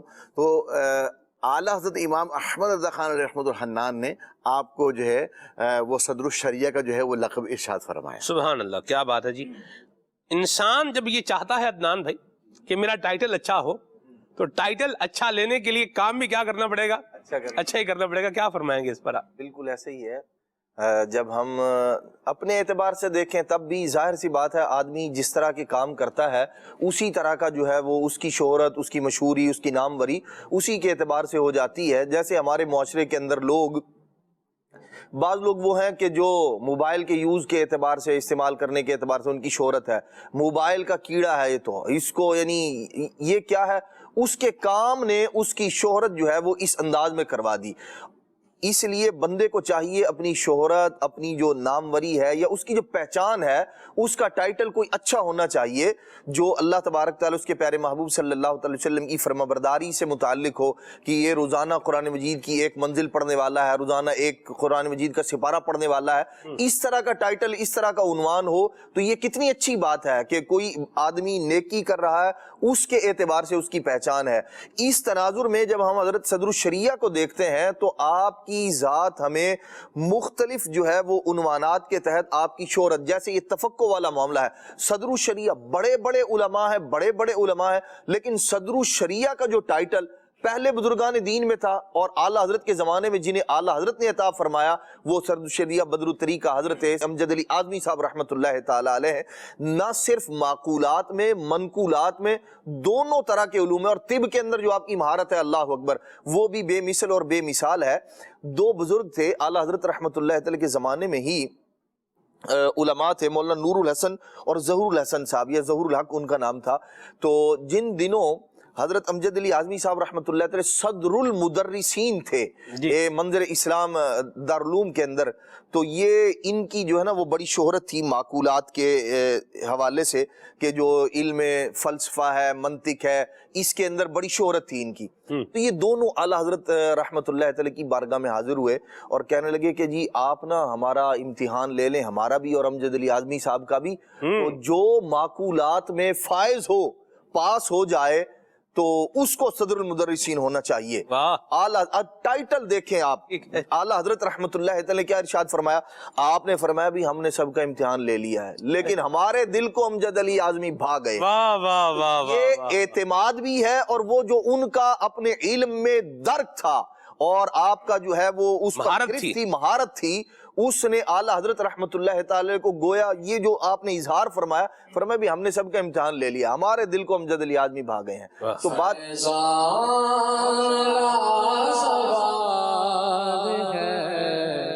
صدر الشریعہ کا کردار باکمال ہے، صدر الشریعہ کا عظمت کی کتاب ہے، ان کی حیات پاک ہر پہلو خوش جمال ہے، صدر الشریعہ کا امت کو دی بہار شریعت کی تازگی، امت کو دی بہار شریعت کی تازگی، احسان یہ بے مثال ہے، صدر الشریعہ کا جو حج وہی نظر وہی دینی تڑپ وہی عکس رضا کمال ہے، صدر الشریعہ کا عکس رضا کمال ہے، صدر الشریعہ۔ سبحان اللہ، مرحبا۔ اشعار بھی ہو رہے ہیں، نظم میں بھی ذکر ہے، نثر میں بھی ذکر ہے۔ اللہ ہمیں بھی علم دین کی سمجھ عطا فرمائے، اور اس کے لیے کوشش کرنی پڑتی ہے، اور کوشش بھی ٹھیک ٹھاک کرنی پڑتی ہے۔ ہمارے استاد جو فرمایا کرتے تھے کہ جب بندہ اپنا سب کچھ علم کو دے دیتا ہے نا، تو پھر علم اپنا تھوڑا کچھ اس بندے کو دیتا ہے۔ سبحان اللہ۔ تو اتنی جو ہے وہ ایفرٹ اور کوشش ریکوائرڈ ہے، اور یہ ہماری ہونی چاہیے، اللہ نصیب کرے۔ مجھے جو ہے وہ اپنے زمانے طالب علمی کی باتیں جو ہے وہ یاد آ رہی ہیں۔ قبلہ رکن شورا حضرت مولانا حاجی ابو ماجد محمد شاہر الداری مدنی، آپ الحمدللہ ہمارے جید اساتذہ کرام میں سے بھی ہیں، اور بڑی شفقتیں عنایتیں ان کی جو ہے وہ رہی ہیں۔ اللہ مزید ان کو برکتیں عطا فرمائے، اور ہمیں اللہ تبارک تعالیٰ ان کے لیے صدقہ جاریہ بنائے، اور جتنے شاگردان رشید ہیں ان کے اللہ ان سب کو اپنی رحمت کے سائے میں رکھے۔ اللہ تبارک و تعالیٰ ہمیں علم دین حاصل کرنے کی توفیق عطا فرمائے۔ تو بہرحال ایفرٹ کرنی پڑے گی، اور جو کوشش کرے گا وہ حاصل کر لے گا، اور علم دین حاصل کرنے کے لیے ہمیں ایفرٹ کرنی ہے، کوشش کرنی ہے، اور اپنے آپ کو اس میں جو ہے نا وہ ہر انداز میں جو ہے وہ ہمیں لگانا ہے، اور انشاءاللہ الکریم اس کی برکتوں کو پانا ہے۔ علم طب کے حوالے سے تو کوئی ہم نے اتنی گفتگو جو ہے وہ نہیں کی، لیکن حکیم خلیل صاحب ہیں تو تھوڑا ان سے بات کر لیں۔ علم طب کے لیے بھی کوشش کرنی پڑتی ہے، یا بندہ رات کو سوئے اور صبح اٹھے تو حکیم بن جاتا ہے؟ کیا کہیں گے خلیل بھائی؟ اس کی ایک تو باقاعدہ پڑھائی بھی ہوتی ہے ہمارے ہاں، جو ابھی جو رائج ہے، تو پہلے بھی جیسے حضرت نے فرمایا کہ آپ نے باقاعدہ جا کے اس کو پڑھا، اور تعلیم بھی اس کی باقاعدہ ہوتی ہے، اور پھر اس کے ساتھ ساتھ جو ہے یوں کہہ لیں کہ تعلیم ہی کافی نہیں ہوتی، تو اس کے لیے کسی اچھے جیسے مستند اور جو طبیب حاسق ہو، تو اس کے بعد جو ہے وقت گزارنا پڑتا ہے، تو مختلف مراحل اس میں آتے ہیں۔ یوں کہہ لیں یہ ایک بہت بڑی وسیع ایک فیلڈ ہے کہ وہ دوائیاں ہوتی ہیں، ان کے نام، ان کے کام، ان کے مزاج، ٹھنڈی گرم خشک سرد، یہ چیزیں، پھر اس کے بعد جو لوگ دوا لینے آپ سے آئیں گے ان کے مزاج کہ ان کو کون سی دوا دینی ہے، پھر ان کے دوائیں وغیرہ بنانے کے طریقے، پھر اس کی تشخیص کہ مریض آیا کہ اس کو پرابلم ہے کیا، اس تک پہنچنا۔ تو یوں کہہ لیں کہ سیدی اعلیٰ حضرت رحمۃ اللہ تعالیٰ علیہ نے کے حوالے سے ہم نے پڑھا کہ آپ نے فرمایا کسی کو کہ اگر 999 پہ ایک نسخہ جیسے اگر وہ چل جائے، تو جو ہزار نمبر کا جو آدمی ہے اس کو اگر آپ بلا سوچے سمجھے کہ یار 999 کو فائدہ ہوا ہے تو اس کو بھی دے دو، تو یہ درست نہیں ہے، منع ہے، کہ کیونکہ ظاہر بات ہے کہ ہو سکتا ہے اس کا مزاج کچھ اور ہو۔ تو یوں آج کل ہمارے یہاں بھی جیسے ایک ایسا بھی ہے کہ نیٹ کا دور ہے، تو ہر دوسرا تیسرا آدمی مسئلہ بھی ادھر سے دیکھ لیں، گوگل سے دیکھ لیں، اور باقی سب کچھ بھی نسخہ بھی ادھر سے ہی دیکھ لیں، دوائی بھی یہیں سے دیکھ کے لیں۔ لیے یوں کہنا کہ باقاعدہ جو ہے جو آپ نے سوال کیا کہ حکیم اگر وہ چاہتا ہے کہ کسی اچھا قابل کوئی طبیب حاسق بنے، تو اس دین کی سمجھ کے ساتھ ساتھ دینی علوم کے ساتھ، ظاہر بات ہے اس میں حرام حلال چیزیں بھی ہوتی ہیں، پاک ناپاک بھی ہوتی ہیں، صحیح، تو ان چیزوں کا بھی علم حاصل کرنا چاہیے، یا تو باقاعدہ درس نظامی ہی کر رہے، اللہ توفیق دے، ورنہ کسی اچھے عالم صاحب کی صحبت میں یا کتابوں سے اس کے بارے میں بھی علم حاصل کرے کہ کیا چیز حلال ہے کیا حرام ہے، تو اس کے ساتھ ساتھ پھر اس کا جو کورس ہوتا ہے باقاعدہ وہ بھی کیا جائے، تاکہ قانونی طور سے بھی آپ اس کے اہل ہوں، اور پھر اس کے یہ بھی ہو جائے تو اس کے بعد جو پھر کسی اچھے طبیب کو ڈھونڈ کر طبیب حاضر کے پاس مشق بھی کرنی پڑے گی، مشق برسوں اس میں لگتے ہیں، صحیح، ایسا نہیں ہے کہ 7-2 سال میں، ہاں کوئی ذہین ہے اللہ نے کسی کو ایسی توفیق دی ہے وہ الگ بات ہے، لیکن ایک جو دیکھا ہے وقت لگتا ہے، برسوں اس میں لگتا ہے، صحیح لگتے ہیں، تو اس کے بعد کہیں جا کر جو ہے کچھ اس میں سمجھ بوجھ پیدا ہوتی ہے۔ ٹھیک ہے، وہ ایک وہی شعر ہے، درس نظامی کے بعد جیسے وہ کہتے ہیں نا کہ اب تو کتابیں پڑھنے کا گویا کہ ایک عالم وہ طریقہ سیکھ لیا، یعنی یوں کہہ لیں کتابیں پڑھنے کا طریقہ سیکھ لیا، ہاں، تو وہ ایسا ہی ہے کہ اگر وہ یہ کورس وغیرہ کر لیں گے وہ تو تھوڑی سی سوجھ بوجھ آتی ہے اس سے، ٹھیک، اصل تو یہ کہ کسی کی صحبت میں رہے۔ تو یہ صدر الشریعہ کے بارے میں ان کے دادا جان تھے، وہ بھی حکیم تھے، والد صاحب بھی حکیم تھے، اس کے باوجود آپ نے باقاعدہ استاد کے پاس پڑھا، پھر اس کو سیکھا سمجھا، مشق بھی کی، تو اس کے بعد یعنی کہ پھر بھی آپ کے بارے میں یاد ہے صدر الشریعہ، ان کا ایک نسخہ بھی عرض کر دیتا ہوں، آپ نے فرمایا کہ آپ کے بارے میں آتا ہے کہ ویسے تو آپ عموماً آپ کے جو بڑے بھائی صاحب تھے حکیم محمد علی صاحب، تو ان کے پاس ہی آپ بھیجا کرتے تھے، اور پھر اگر کوئی مریض ٹھیک نہ ہوتا تو آپ کے بارے میں لکھا ہے کہ آپ خود اس کو جو ہے نسخہ بنا کر دیا کرتے تھے، نسخہ منگوا کر بنا کر جیسے بھی ہے یا بتا کر تو اس کو دیا کرتے، تو اللہ کی رحمت سے اس کو فائدہ ہو جاتا۔ تو ایک کے بارے میں لکھا ہے کہ کسی صاحب کی والدہ صاحبہ کو جو ہے وہ دانت میں شدید تکلیف تھی، کافی علاج معالجہ کروایا، فائدہ نہ ہوا، تو پھر آپ کی بارگاہ میں حاضری ہوئی، تو آپ نے صرف ایک چیز کی طرف اشارہ فرمایا، اور فرمایا کہ اس کو کبابہ جو ہے نا یہ لے کر اس کو دانتوں پر اور مسوڑوں پر اس کو ملا جائے، تو کہتے ہیں کہ وہ پہلے کئی علاج کیے لیکن وہ صرف ایک چیز کبابہ، تو کباب خندہ بھی اسے کہا جاتا ہے، یہ چھوٹی جیسے کالی مرچ ہوتی ہے نا اس کی طرح چھوٹے چھوٹے ہوتے ہیں، اس سے تھوڑا چھوٹے ہوتے ہیں، تو یہ اگر جیسے پیس کر اس کو دانتوں پہ مسوڑوں پہ ملا جائے تو دانتوں اور مسوڑوں میں جو تکلیف ہوتی ہے تو اللہ کی رحمت سے اس سے بھی فائدہ ہو جاتا ہے۔ تو پھر یہ بزرگوں سے نسبت بھی ہوتی ہے بعض نسخوں میں، اس میں اور برکت ہو جاتی ہے، کیا بات ہے، اللہ والے ان کی زبان سے جو نکلا ہے تو اللہ پاک کی رحمت سے اس میں اس کی بھی الگ برکت ہوتی ہے۔ ماشاءاللہ، محنت کرنی پڑے گی، یہ ذہن بنا کے رکھیں، اور وہ کہتے ہیں کہ ہزاروں سال نرگس اپنی بے نوری پہ روتی ہے، بڑی مشکل سے ہوتا ہے چمن میں دید اور پیدا.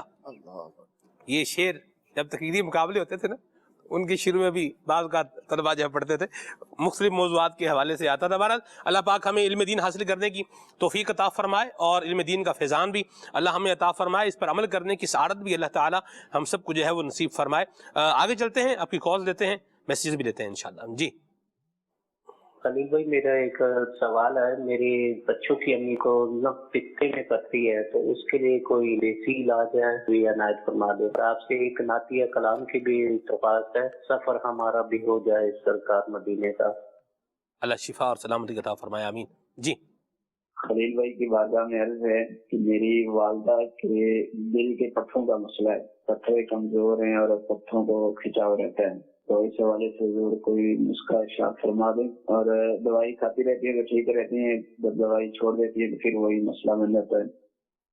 اللہ شفا اور سلامتی عطا فرمائے، کاملہ شفا کاملہ عاجلہ اللہ نصیب فرمائے، آمین. جی کمر زمان آثاری پینڈ ہنٹوبہ سے کر رہا ہوں. سلمان بھائی، میری والدہ صاحبہ کو بھی مدنی چینل بہت پسند تھا، تو اللہ کا ایسا کرم ہوا کہ مدنی چینل بڑے ماہ رمضان کا مہینہ تھا، مدنی چینل تقریباً سارا ماہ رمضان ہی دیکھتی رہی نا. تو جب آخری وقت ان پہ آیا تو انہوں نے جو ان کے پاس اور اسلامی بہنیں تھیں یا گھر کے افراد تھے، ان کو بولا کہ اس طرح کرے، میں درود پاک پڑھ رہی ہوں، آپ بھی میرے ساتھ درود پاک پڑھیں. پھر اسی طریقے سے انہوں نے کہا میں کلمہ شریف پڑھ رہی ہوں اور آپ بھی کلمہ شریف پڑھیں، اور یہاں پہ ان کا کلمہ شریف جب پڑھا تو ان کا جو ہے نا خاتمہ ہو گیا. تو مدنی چینل کی کتنی برکات ہے. تو حضور اپنا میری ایک التجا ہے، ہو سکے تو کوئی بھی جو ہے نا کلام وہ سنا دیں. اللہ آپ کو برکت عطا فرمائے، سبحان اللہ. اچھی صحبت کی اپنی برکتیں الحمدللہ. جی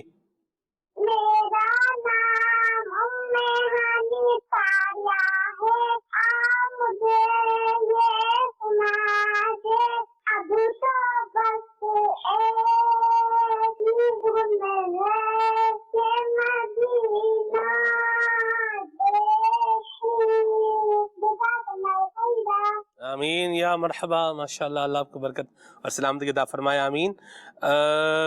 یہ کہہ رہے ہیں کہ جی خلیل بھائی سے چھوٹی سی گزارش ہے، کلام سنائیں کعبے کی رونق، کعبے کا منظر، اللہ اکبر اللہ اکبر. ٹھیک ہے جی. رمیز بھائی ہیں خانپور سے، حضرت مہردی شاہ رحمۃ اللہ علیہ کا کلام سنائیں. ٹھیک ہے جی، اللہ برکت دے آپ کو. جی مبین اکرم بھائی ہیں، اور یہ کہہ رہے ہیں کہ جی بڑی امید ہے سرکار قدموں میں بلائیں گے، یہ کلام سنا دیں. ٹھیک ہے جی. اسید بھائی ہیں اسلام آباد سے، اور عرش کی عقل دنگ ہے، یہ کلام ان کو سننا ہے. سبحان اللہ. یہ کہہ رہے ہیں کہ دانتوں کو اگر کیڑا لگ جائے اور دانت درد بھی ہو تو اس بیماری کا کیا علاج ہے، اس کے لیے کچھ ارشاد فرمائیں. ٹھیک ہے جی. ہو کرم سرکار اب تو ہو گئے غم بے شمار، کلام سنائیں. بھاولپور سے میسج ہے. جی خلیل بھائی کچھ کلام بھی سنائیں. صلو علی الحبیب صلی اللہ تعالی علی محمد صلی اللہ علیہ وآلہ وسلم. پتے میں پتھری کے حوالے سے جو تھا، اللہ کریم ہمارے سارے مریضوں پر نظر رحمت فرمائے. تو اس میں ایسا ہے کہ سب سے پہلے تو پرہیز کی طرف توجہ دیجیے. چکنائی والی چیزیں اس سے پرہیز کیا جائے، جیسے زیادہ آئلی چیزیں، تلی ہوئی چیزیں، پکوڑے سموسے ٹائپ کی، پراٹھے وغیرہ، تو اس سے یہ مرض مزید بڑھے گا، تو اس سے بچا جائے. دوسرا یہ کہ اس کا علاج عام طور سے ڈاکٹری حساب سے تو یہ ہوتا ہے کہ اس کے پتے کو نکال دیا جاتا ہے، تو اور لیکن ہربل کے اندر، حکمت کے اندر اس کا علاج باقاعدہ کیا جاتا ہے، لیکن تھوڑا سا اس کا پروسیس تھوڑا لمبا ہوتا ہے. تو کوئی بھی اچھا آپ کو طبیب مل جائے، حکیم وغیرہ، تو ان کے پاس آپ جا کر، یا جو بھی طریقہ علاج دیگر ہے، تو باقاعدہ اس کا پراپر علاج کیا جائے. اس میں ایسا نہ کریں کہ 2-4 دن دوا لے کے آپ چھوڑ دیں. تو اللہ نے چاہا مسلسل دوا لیں گے تو انشاءاللہ اللہ کی رحمت سے فائدہ ہوگا. مزید یہ کہ اس کا روحانی علاج بھی آپ کیجئے، اور اس کے لیے ایک ٹوٹکا عام طور سے استعمال کیا جاتا ہے جو کہ ایک بے ضرر سا ہے، پھر بھی جو بھی یہاں علاج بیان کیا جاتا ہے وہ اپنے طبیب کے مشورے سے کیجئے. اس میں ایسا ہے کہ زیتون شریف کا آئل لے کر 1 چمچ آئل لے لیجئے، اس کے اندر 2 انجیر آپ رات کو بھگو دیجئے. رات میں بڑا چمچ لے لیں، جو 2 چمچ چھوٹی ٹی اسپون لے لیں آپ آئل کی، اس میں 2 انجیر کاٹ کے ٹکڑے کر کے وہ بھگو کے رکھ دیجئے. اور صبح اس کو خالی پیٹ آپ کھا لیجئے، تھوڑا سا اس پہ لیمو کے چند قطرے جو ہے وہ آدھا لیمو، جیسے چھوٹا لیمو ہوتا ہے تو آدھا لیمو جو اس پہ چھڑک لیں اس کا پانی، تو پھر اس کو آپ کھا لیجئے، تو یہ انشاءاللہ عز و جل اس میں مفید رہتا ہے، تو یہ بھی کر سکتے ہیں۔ باقی اس کا پراپر باقاعدہ علاج ہوتا ہے، تو اس کو بھی آپ دیکھیے۔ دل کے پٹھے کمزور ہیں تو اس کے حوالے سے دل کی طاقت کے لیے تو آملے کا مربع، بہی کا مربع، تو یہ عام طور سے آپ کو جو پنسار اسٹور ہوتے ہیں، جڑی بوٹیوں کی جو دکان ہوتی ہے وہاں پر یہ مل جائیں گے۔ اللہ پاک نظر رحمت فرمائے تو اس میں آپ روحانی علاج بھی کیجئے، اور ساتھ ساتھ یہ دو چیزیں جو میں نے عرض کی ہیں، بہی کا مربع اور آملے کا مربع، یہ دونوں چیزیں آپ لے کر اس کو صبح شام، جیسے بہی کا جو پھل ہوتا ہے اس کے 2 پیس کر لیجئے، ایک صبح کھا لیں ایک شام میں کھا لیجئے، اور اسی طرح سے جو آملے کا مربع ہے وہ صبح خالی پیٹ آپ کھا لیجئے اور شام میں کھا لیجئے، تو انشاءاللہ عز و جل اس کو یوں طاقت بھی ملے گی، اور پھر مزید اس کے جو معاملات ہیں، جو امراض ہیں، تو اس سے متعلقہ دیگر بھی دل میں چیزیں ہوتی ہیں جو قابل علاج ہوتی ہیں، تو اس کو باقاعدہ کسی اچھے طبیب کو دکھا کر آپ اس کا باقاعدہ علاج کروائیں۔ تو بہرحال یہ تو بڑے مزے کا علاج بتایا آپ نے مربے والا، مربے تو بڑے مزے کے ہوتے ہیں، سبحان اللہ۔ جی سیب کا مربع، گاجر کا مربع، ہرڑ کا مربع، کھایا آپ نے جی بہی کا؟ غالباً کھایا ہوا سر۔ اچھا، ہاں جی، گاجر کا مربع ہماری دادی گھر میں بنایا کرتی ہیں۔ ایسے یہ کسی دن مربع بنانے کا طریقہ بھی بتا ہی دیں خلیل بھائی، انشاءاللہ۔ اس پہ بھی کوئی ترکیب بنائیں۔ سیب ایسے کس کا مربع، کس شے کا مربع بنایا جا سکتا ہے؟ مرچوں کا مربع یار آج تک یہ نہیں سنا میں نے کبھی۔ ویسے ہوتا ہے مرچوں کا مربع؟ اچار ہوتا ہے نا، مرچوں کا اچار تو ہوتا ہے۔ اچار بھی استاد صاحب کس شے کا اچار نہیں ہوتا، کریلے کا جو ہے وہ اچار، کھجور کا اچار سنا کبھی آج تک عدنان بھائی؟ نہیں سنا جی؟ اب سن لیا نا؟ ہاں سنا میں نے بھی ہے، کھایا ابھی تک نہیں ہے۔ اچھا ہاں یہ کہاں سے ملے گا یہ تو مجھے پتا ہے کہاں سے ملے گا، بہرحال کبھی کھا کے دیکھیں گے اس کو کیا ہے یہ بھی، اللہ خیر فرمائے۔ بہرحال کوڑ تمے کا مربع، ہنزل کا کوڑ تمے کا مربع ہاں جی، کیوں جی خلیل بھائی؟ ہوتا میں نے ہے؟ کھایا ہے، اچھا میں نے کھایا ہے، کیا میٹھا تھا؟ میٹھا اچھا میٹھا مربع، اللہ یقین نہ آئے آپ کو، یعنی یہ کچا بندہ جو ہے تھوڑا سا اس کو ایسے زبان لگا ہی لے اور اس کے بعد پھر مربع کھائے تو آہا نظارہ ہی آ جائے۔ اچھا جی سبحان اللہ۔ ویسے کوڑ تما تو یہ ہے کہ پاؤں کے نیچے بھی اگر آپ اس کو مسلے نا تو آپ کی زبان کڑوی کر دے گا، یہ اتنا یہ وہ کڑوا ہوتا ہے کوڑ تما۔ بہرحال کوڑ تمے کی بھی بڑی چیزیں ہوتی ہیں، اس کی اجوائن بھی ایک بنتی ہے کوڑ تمے کی۔ بہرحال یہ کیا باتیں لے لی میں نے جی خلیل بھائی، آگے چلتے ہیں۔ اس میں سیب کا مربع بھی بہت زیادہ مفید ہے، وہ بھی استعمال کیا جا سکتا ہے، باقی باقاعدہ علاج بھی اس کا کروایا جائے۔ مزید اس میں یہ بھی ہے، سیب کے حوالے سے ذکر ہوا تو سیب کے بارے میں میرے آقا شیخ طریقت امیر السنت دامت برکاتہ عالیہ نے بھی تحریر فرمایا کہ جو شخص روزانہ ایک سیب پر سورہ یاسین شریف پڑھ کر دم کر کے نہار میں اس کو کھا لے تو اللہ نے چاہا تو انشاءاللہ عز و جل دل کی بیماریوں سے حفاظت میں رہے گا۔ تو یہ عمل بھی کر لینا چاہیے، اللہ پاک کی رضا کی نیت سے سورہ یاسین شریف کی تلاوت کیجیے اور پھر سیب پہ دم کر لیں، وہ بھی کھا لیں۔ اور ویسے بھی ڈاکٹروں کا کہنا ہے کہ جو روزانہ ایک سیب کھاتا ہے تو وہ ڈاکٹروں کے پاس اس کو جانے کی ضرورت نہیں ہوتی۔ ٹھیک، تو اس میں اگر جو بچے ایسے ہیں کہ بعض بچے فروٹ نہیں کھاتے تو مربے کا ذکر نکلا ہے تو مربع ان کو دیا جا سکتا ہے کہ میٹھا ہوتا ہے، تھوڑا سا وہ رغبت اس میں بچوں کی بڑھ جائے گی، میٹھا بھی ہوتا ہے نرم بھی ہوتا ہے۔ تو اس میں آپ نے فرمایا کہ کون کون سے مربے ہوتے ہیں، گاجر کا بھی ہوتا ہے، بہی کا ہوتا ہے، ہڑ کا ہوتا ہے، ہڑیڑ بھی اسے کہا جاتا ہے، حلیلہ بھی کہا جاتا ہے، وہ ہوتا ہے۔ اسی طرح سے آملے کا ہم نے ذکر کیا، تو اس طرح کے مختلف اور بھی کئی ایک چیزوں کا ہوتا ہے۔ مشہور مربے یہی ہیں، ہڑ کا، بہی کا، آملے کا، گاجر کا، سیب کا۔ تو یہ مفید چیزیں اگر یہ جو ایسے ہمارے بزرگ ہوتے ہیں گھر میں جو کھانا، بانس کا مربع بھی ہوتا ہے، بانس کا مربع کھایا آپ نے کبھی؟ بانس کا مربع نہیں جی وہ نہیں کھایا۔ میں نے کھایا ہوا بانس کا مربع۔ بانس کے مربے کے بارے میں کہا جاتا ہے کہ یہ بھی جیسے پٹھوں کی طاقت کے لیے بھی استعمال ہوتا ہے، اور بعضوں کے جیسے قد جن بچوں کے چھوٹے رہ جاتے ہیں تو ان کو بھی دیا جاتا ہے، لیکن وہ اس کی ایک لمٹ ہوتی ہے اور وہ بھی کسی طبیب سے پوچھ کے دیا جائے۔ یعنی جو علاج جو بھی کرنا ہے وہ طریقے کے مطابق ہی کرنا ہے، یہ ذہن میں رکھیں بات، ٹھیک ہے؟ تو کھانے کے لیے آپ نے کچھ ٹیسٹ کر لیا، وہ لے لیا، وہ الگ بات ہے، جیسے مربوں کی ہم بات کر رہے ہیں، لیکن علاج جو کرنا ہے تو وہ پھر اس کا جو تھرو پراپر چینل طریقہ ہے اسی کے مطابق کرنا ہے۔ جی خلیل بھائی آگے۔ مزید دانت کے حوالے سے تھا کہ مسواک شریف جو ہے وہ پابندی سے کی جائے تو اس سے انشاءاللہ عز و جل اللہ کی رحمت سے دانت کے درد کے حوالے سے بھی فائدہ ہوگا، اور یہ کیڑے وغیرہ لگنے سے بھی انشاءاللہ حفاظت رہے گی۔ باقی اس کے مختلف منجن وغیرہ آتے ہیں تو وہ نماز کا ٹائم اگر نہ ہو بہتر ہوتا ہے کہ پھر یہ اندر دانتوں میں رہ جاتی ہیں چیزیں، تو نماز کے ٹائم سے ہٹ کر آپ اس کو جو ہے منجن وغیرہ بھی کر سکتے ہیں، تو وہ بھی اس حوالے سے مفید ہوتا ہے۔ تو ویسے تو عادت بنانی چاہیے کہ صبح اور رات کو کم از کم جو ہے نا دانتوں کو اچھی طرح سے، منہ کو دانتوں کو اچھی طرح سے صفائی کر کے یہ ترکیب بنائی، سوئیں یا صبح اٹھیں تو پھر اس کے بعد اچھی طرح سے منہ صاف کر لیں، تو انشاءاللہ دانتوں کے امراض سے بندہ بچ جاتا ہے۔ یا بعض اوقات بادی کی وجہ سے دانتوں میں درد ہو رہا ہوتا ہے، بڑے کا گوشت کھا لیا، بادی چیزیں کھا لی، آلو بینگن گوبھی بھنڈی وغیرہ بعض اوقات کھا لیتے ہیں تو توجہ نہیں ہوتی، بعض اوقات بادی چیزیں کھانے سے بھی یہ یا چاول وغیرہ سے بھی بعض اوقات دانتوں میں بازوں کے درد ہو جاتا ہے، تو مسوڑوں میں درد ہو رہا ہوتا ہے، تو اس میں بھی یہ ہے کہ اگر کبھی بادی کی وجہ سے بقرعید میں بہت سارے لوگوں کے دانتوں میں درد ہو رہا ہوتا ہے، مسوڑوں میں وہ پھول جاتے ہیں مسوڑے، تو اس کا ایک حل یہ ہے کہ جب کبھی ایسا ہو کہ دانتوں میں جیسے بادی پن کی وجہ سے پانی وغیرہ بھر جاتا ہے، دانتوں میں درد ہو، تو پھر اس کا علاج یہ ہے کہ آپ تھوڑا سا سرسوں کا تیل لیجئے اور اس کے اندر تھوڑا سا نمک ملا کر دانتوں پہ اس کو مل لیا جائے، تھوڑی دیر میں جو ہے یہاں سے پانی وغیرہ جو بھر جاتا ہے بادی کا تو وہ نکل جائے گا، اور انشاءاللہ دانتوں کی جو تکلیف ہے اللہ کی رحمت سے فائدہ ہو انشاءاللہ۔ مرحبا۔ چلے جی، ابھی آپ کو ہم ایک ویڈیو پیکیج دکھانے جا رہے ہیں جس کا عنوان ہے قابل تشویش عمل، آئیے دیکھیے۔ مدنی چینل کے ناظرین، ہمارا سیگمنٹ ہے قابل تشویش۔ یہ قابل تشویش سیگمنٹ نہیں ہے، قابل تشویش باتیں اس میں ڈسکس کی جاتی ہیں جو جن کو کنسرنیبل چیزیں کہی جاتی ہیں، کنسرنیبل۔ تو ایک آج قابل تشویش بات کو یہاں پر ہم نے ڈسکس کرنا ہے، اور وہ ہے بغض و کینہ، جو معاشرے میں بہت عام ہوتی جا رہی ہے۔ یہ ہیٹرڈ کہلاتی ہے، بغض و کینہ۔ کینہ یہ کہ انسان اپنے دل میں کسی کو بوجھ جانے، اس سے غیر شرعی دشمنی و بغض رکھے، نفرت کرے، ہیٹ کرے اس سے، اور یہ کیفیت ہمیشہ ہمیشہ باقی رہے۔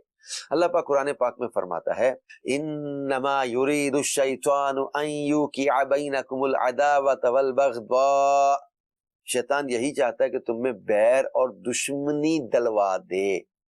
یعنی یہ جو شیطان کیا چاہتا ہے کہ آپس میں بغض اور عداوتیں پیدا ہوں، تو جو ہے وہ ان بدیوں میں مبتلا ہو کر بندہ ذکر الہی اور نماز کے اوقات کی پابندی سے بھی محروم ہو جاتا ہے۔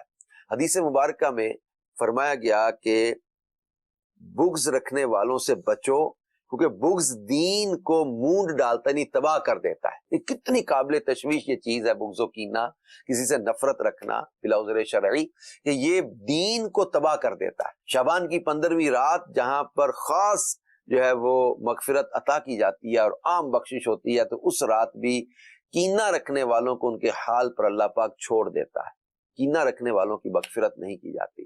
بغض و کینہ کا حکم کیا ہے؟ شرعی اس کا حکم بیان کیا جاتا ہے کہ حق بات بتانے یا عدل و انصاف کرنے والے سے بغض و کینہ رکھنا حرام ہے۔ اب یہ کتنا بڑا مرض ہے، کسی قابل تشویش یہ بات ہے۔ رسول پاک صلی اللہ علیہ وآلہ وسلم کے چچا حضرت عباس رضی اللہ عنہ کے پاس کچھ لوگ گھبرائے ہوئے حاضر و عرض کرنے لگے، ہم حج کی سعادت پانے کے لیے نکلے تھے، ہمارے ساتھ ایک آدمی تھا، جب ہم ذات الصفا کے مقام پر پہنچے تو اس کا انتقال ہو گیا، ہم نے اس کے غسل و کفن کا انتظام کیا، پھر اس کے لیے قبر کھودی، اسے دفن کرنے لگے تو دیکھا کہ اچانک اس کی قبر کالے سانپوں سے بھر گئی ہے۔ ہم نے وہ جگہ چھوڑ کر دوسری جگہ قبر کھودی تو وہ جگہ بھی کالے سانپوں سے بھر گئی، سنیک سے، سانپوں سے جگہ بھر گئی۔ بالآخر ہم اسے وہیں چھوڑ کر آپ کی بارگاہ میں حاضر ہو گئے۔ حضرت عباس رضی اللہ عنہ نے ارشاد فرمایا اس کا کینہ ہے جو وہ اپنے دل میں مسلمانوں کے متعلق رکھا کرتا تھا، جاؤ اور اسے وہیں دفن کر دو۔ بغض و کینہ کتنی خطرناک چیز ہے، اور ایمان کی بربادی کا سبب بھی بن سکتا ہے اگر اللہ ناراض ہوا تو۔ یہ بہت خطرناک چیز ہے، اور عذاب قبر کا سبب بھی یہ بن سکتا ہے۔ اور بغض و کینہ کے کچھ علاج بھی میں یہاں بیان کروں گا، کیونکہ ایک بہت قابل تشویش یہ مرض ہے۔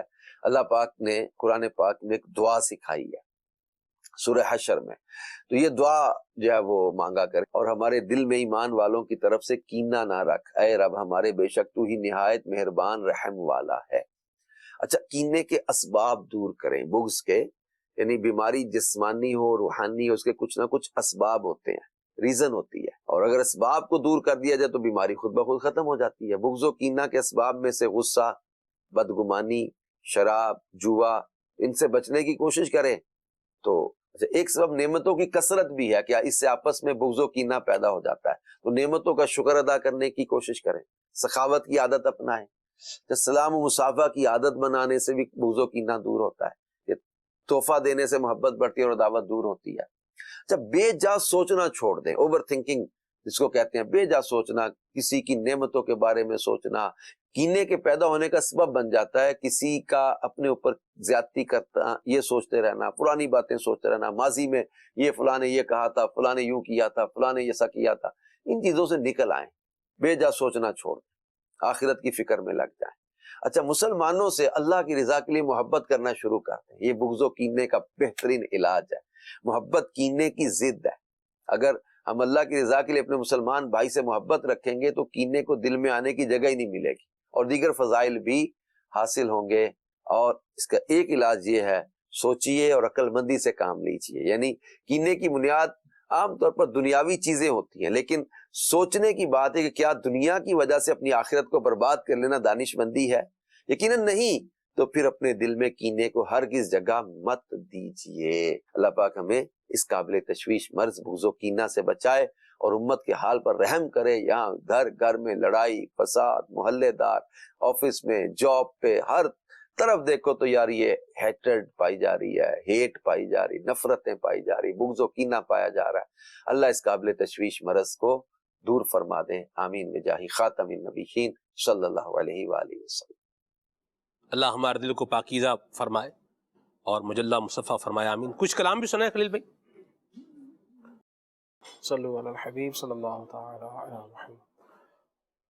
خسروی اچھی لگی نا سروری اچھی لگی، خسروی اچھی لگی نا سروری اچھی لگی، ہم فقیروں کو مدینے، ہم فقیروں کو مدینے کی گلی اچھی لگی، ہم فقیروں کو مدینے کی گلی اچھی لگی، دور تھے تو زندگی بے رنگ تھی، بے کیف تھی، دور تھے تو زندگی بے رنگ تھی، بے کیف تھی، دور تھے تو زندگی بے رنگ تھی، بے کیف تھی، ان کے کوچے میں گئے تو ان کے کوچے میں گئے تو زندگی اچھی لگی، ہم فقیروں کو مدینے کی گلی اچھی لگی۔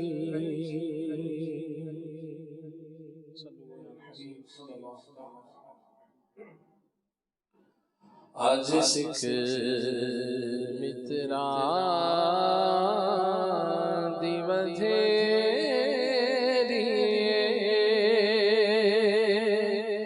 کیوں دل اداس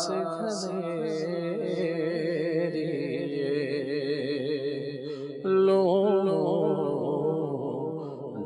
وچ شوق چنگے اج نہنا لایا کیوں جھلیاں لو وچ شوق چنگے اج نہنا لایا کیوں جھلیاں اس صورت نو میں جانا کھا جانا کھا کہ جان جہانا کھا اس صورت نو میں جانا کھا جانا کھا کہ جان جہانا کھا جانا کھا کہ جان جہانا کھا سچ آنکھاں تیرا دی میں شانہ کھا جس شان تو شانہ سب بنیا سچ آنکھاں تیرا دی میں شانہ جس شان تو شانہ سب بنیا آخری عمر ہے کیا رونق دنیا دیکھوں کاش بس ایک ہی دھن ہو میری کاش بس ایک ہی دھن ہو کہ مدینہ دیکھوں کاش بس ایک ہی دھن ہو یا خدا حج کے بلا کہ میں کعبہ دیکھوں یا خدا حج کے بلا کہ میں کعبہ دیکھوں کاش ایک بار میں پھر میٹھا مدینہ دیکھوں کاش ایک بار میں پھر میٹھا مدینہ دیکھوں کاش بس ہے کہیں دھن ہو ساڈے وال پیارے نگاواں کدوں ہونیاں دسو منظور ہے دسو منظور ہے دعاواں کدوں ہونیاں ڈاڈا غریب آقا کول میرے زر نہیں اڑ کے میں کیویں آواں نال میرے پر نہیں تو ساوی تے ڈھیرا میں تھوڑی دور لا لیا سجلو مدینے آقا کرو مہربانیاں کاش بس ایک ہی دھن ہو کہ مدینہ دیکھوں کاش بس ہے کہیں دھن ہو تو جو چاہے تو میری آنکھ سے پردے اٹھے تو جو چاہے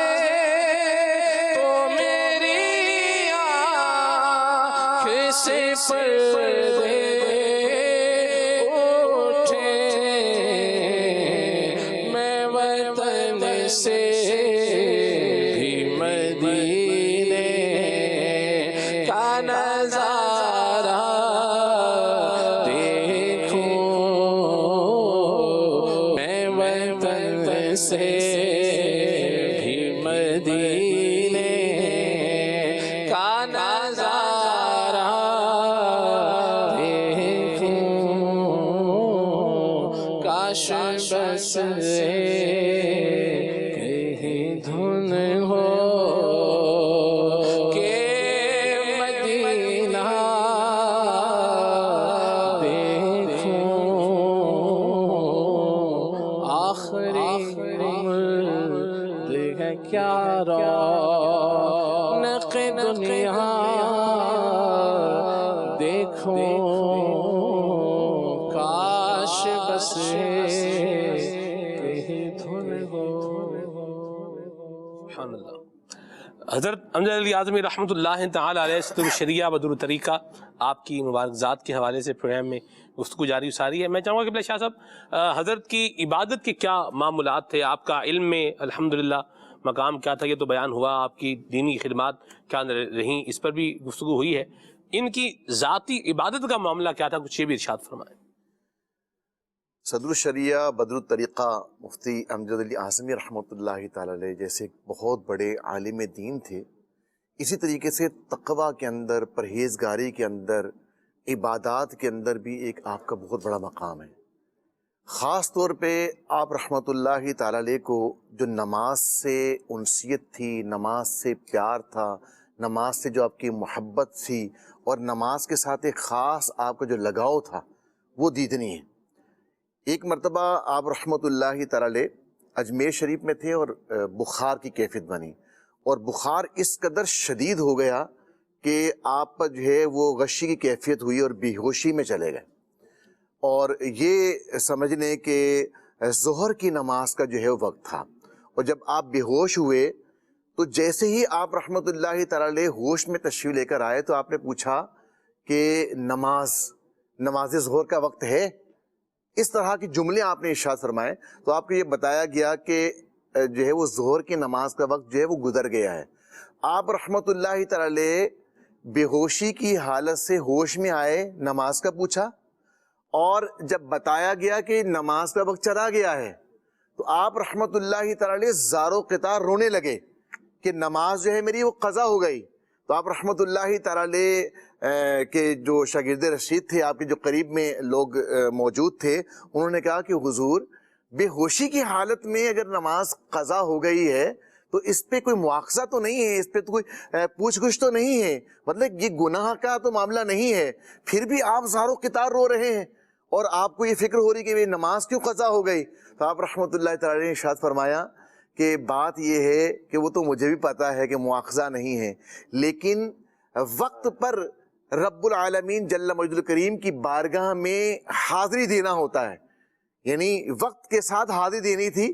تو میں رب کریم کی بارگاہ میں وہ ایک وقت پر حاضری دینے سے محروم ہو گیا، تو اس میں جو ہے نا مجھے تڑپایا ہے، اور آپ رحمۃ اللہ تعالی کی آنکھوں سے جو ہے وہ آنسو جاری ہو گئے. اسی طریقے سے آپ رحمۃ اللہ تعالی جو ہے با جماعت نماز کا اہتمام کیا کرتے تھے، یعنی نماز بھی پڑھتے تھے اور با جماعت نماز جو ہے وہ ادا فرمایا کرتے تھے. تو جو ہے وہ آپ رحمۃ اللہ تعالی پہلے آپ جہاں پر تشریف فرما تھے، جہاں پر آپ کا جو ہے وہ دولت خانہ اقدس تھا، آپ کی رہائش تھی، تو اس کے قریب میں مسجد تھی. لیکن بعد میں جو ہے وہ آپ کا گھر ایسی جگہ پہ تھا جہاں پہ مسجدیں جو ہیں وہ قریب نہیں تھیں. تو آپ نماز پڑھنے کے لیے بتاتی ہیں کہ اس وقت آنکھوں کی بینائی بھی کچھ کمزور پڑ گئی تھی، اور چلنا پھرنا بھی تھوڑا سا مشکل تھا آپ کے لیے. لیکن آپ رحمۃ اللہ علیہ نے زندگی بھر اور وہ آخری جو سمجھ لے کہ عمر کے جو ایام تھے ان کے اندر بھی آپ نے اہتمام کے ساتھ کوشش فرما کر آپ رحمۃ اللہ تعالی مسجد میں جا کر با جماعت نماز فرمایا کرتے تھے. اچھا آپ کے بارے میں یہ بھی ہے کہ آپ وقت سے پہلے کوشش کر کے مسجد میں موجود ہوا کرتے تھے, اور ایسا بھی ہوتا تھا کہ کبھی مؤذن صاحب اگر لیٹ ہو جاتے تھے تو آپ رحمۃ اللہ تعالی جو ہے وہ الحمدللہ عز و جل آذان بھی دیا کرتے تھے. تو یہ آپ کی نماز سے محبت, نماز باجماعت کا اہتمام.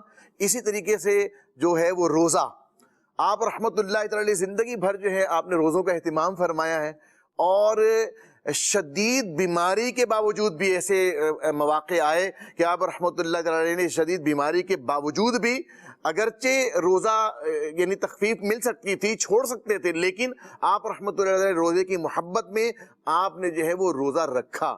آپ رحمت اللہ تعالی ایک مرتبہ بہت شدید بیمار ہو گئے اور آپ کو بہت بخار آیا, اور آپ کو کہا بھی گیا کہ بخار شدید ہے تو روزہ چھوڑ دیں آپ, ٹھیک ہے نا, بعد میں رکھ لیجئے گا.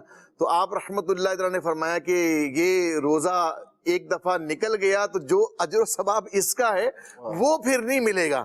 تو آپ رحمت اللہ تعالی نے شدید بخار کے عالم کے اندر بھی آپ رحمت اللہ تعالی نے روزے کا اہتمام فرمایا. آپ رحمت اللہ تعالی نبی پاک صلی اللہ تعالی علیہ وسلم کی سنت کی بڑی پیروی کیا کرتے تھے. آپ رحمت اللہ تعالی کہ یہاں تک کہ چلنے پھرنے کا جو انداز تھا, آپ کا جو چلنا پھرنا تھا نا, تو اس کے اندر بھی نبی پاک علیہ السلام کی سنت کو ملحوظ خاطر رکھا کرتے تھے.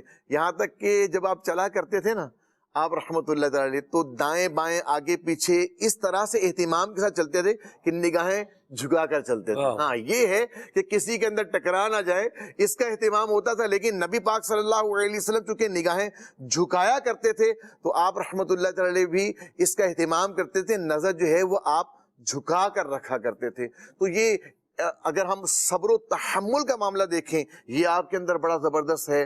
اسی طریقے سے گھر کے اندر جو ہے وہ کام کاج کروا دینا, یہ نبی پاک علیہ السلام کی سنت بھی ہے, طریقہ ہے.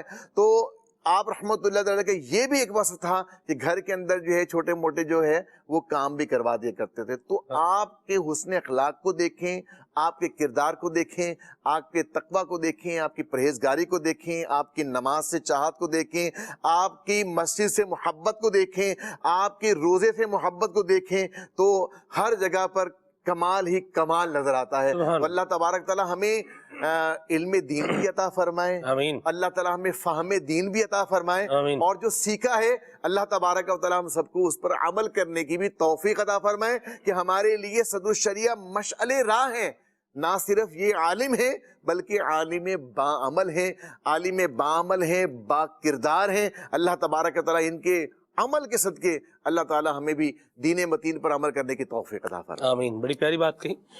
حضرت صدر الشریعہ کی جو ہے وہ سیرت میں یہ بھی ملتا ہے کہ آپ کے بڑے صاحبزادے مولانا حکیم شمس الہدا رحمۃ اللہ علیہ کا جب انتقال ہوا تو صدر الشریعہ رحمۃ اللہ تعالی علیہ کو خبر دی گئی, اور آپ نماز تراویح ادا کر رہے تھے. آپ کو جب یہ خبر ملی تو آپ نے کہا انا للہ و انا الیہ راجعون, یہ کہا, اور ابھی 8 رکعت تراویح باقی تھی. پھر اس کے بعد آپ نے وہ 8 رکعت نماز تراویح کیا کی, وہ مکمل فرمائی. یہ انداز تھا حضرت صدر الشریعہ رحمۃ اللہ تعالی علیہ کا. آج صرف ہم اپنے ماحول کو دیکھتے ہیں تو ہمارے ہاں تو جیسے انتقال اگر ہو گیا ہے تو جیسے نماز کا ٹائم بھی ہے تو ایک بندہ کیا ہے, ضرورت بھی نہیں ہے, کوئی حاجت بھی نہیں ہے, بندہ جو ہے وہ میت کے ساتھ جو ہے نا وہ 2 یا 1 بندہ جو ہے بیٹھا ہوا ہے, یا اس طرح کے معاملات جو لوگ کرتے ہیں. تو اس پر آپ کیا کہیں گے؟ نماز کا ٹائم بھی ہے, نماز پڑھ بھی سکتے ہیں, کوئی حاجت بھی نہیں ہے, کوئی ضرورت بھی نہیں ہے, اور بس ایسے خام خواہ کیا بھائی کیوں بیٹھے ہوئے ہیں بھائی, تاکہ بھائی میت اکیلی نہ رہ جائے, اس لیے ساتھ بیٹھے ہوئے ہیں. کیا کہیں گے اس پہ؟ میت کو جو ہے وہ جیسے نماز جنازہ کے لیے جب آتے ہیں نا تو مسجد کے جو ہے وہ باہر جب میت رکھے ساتھ وہاں خود ہی بیٹھے ہوئے ہوتے ہیں, حالانکہ اندر جماعت ہو رہی ہے. تو اللہ کے بندو جو اللہ کا فرض ہے وہ پورا کرو. میت تو کیا ہے, یعنی میت کہیں چلی تھوڑی جائے گی, ایسا ہی تو نماز جنازہ نہیں, یعنی میت ہو جائے تو ہماری زندگی کے اندر جو ہے وہ اللہ کی یاد زیادہ آ جانی چاہیے کہ یہ چلے گئے تو ہمیں بھی جو ہے وہ ان کے پیچھے اللہ پاک کی بارگاہ میں حاضر ہونا ہے. تو اس لیے بڑے اہتمام کے ساتھ جو ہے وہ اس وقت بھی جو ہے وہ نماز کا اہتمام کرنا چاہیے, باجماعت نماز ادا کرنی چاہیے. اور اگر میت گھر میں ہے تو گھر میں خواتین بھی ہوتی ہیں، وہ تو ساتھ جو ہے وہ موجود ہی ہوں گے، تو ہم جو ہے سارے مرد جو ہیں وہ مسجد میں جا کے باجماعت نماز ادا کریں۔ تو صدر الشریعہ رحمۃ اللہ علیہ کی ایک اہم بات جو ہے، کیونکہ وقت بھی کم ہے، کہ آپ جو ہے جہاں بہت بڑے مفتی تھے وہاں بہترین زبردست قسم کے شیخ طریقت بھی تھے۔ تو بدر الطریقہ جو ہے وہ آپ کا لقب بھی ہے، وہ اسی وجہ سے ہے کہ آپ جو ہے وہ شیخ طریقت بھی ہیں، اور بڑے بڑے علماء ان کے مرید ہیں۔ اور آپ جو ہے وہ تصوف دیکھا جائے تو عمل کے اعتبار سے تو آپ کے ایک خلیفہ جو ہے وہ فرماتے ہیں، میں 7 سال آپ کی خدمت میں رہا ہوں، کبھی آپ کو جھوٹ بولتے، کسی کی غیبت کرتے، کسی کی عیب جوئی کرتے، کبھی بدخوئی کرتے، کبھی بھی نہیں دیکھا۔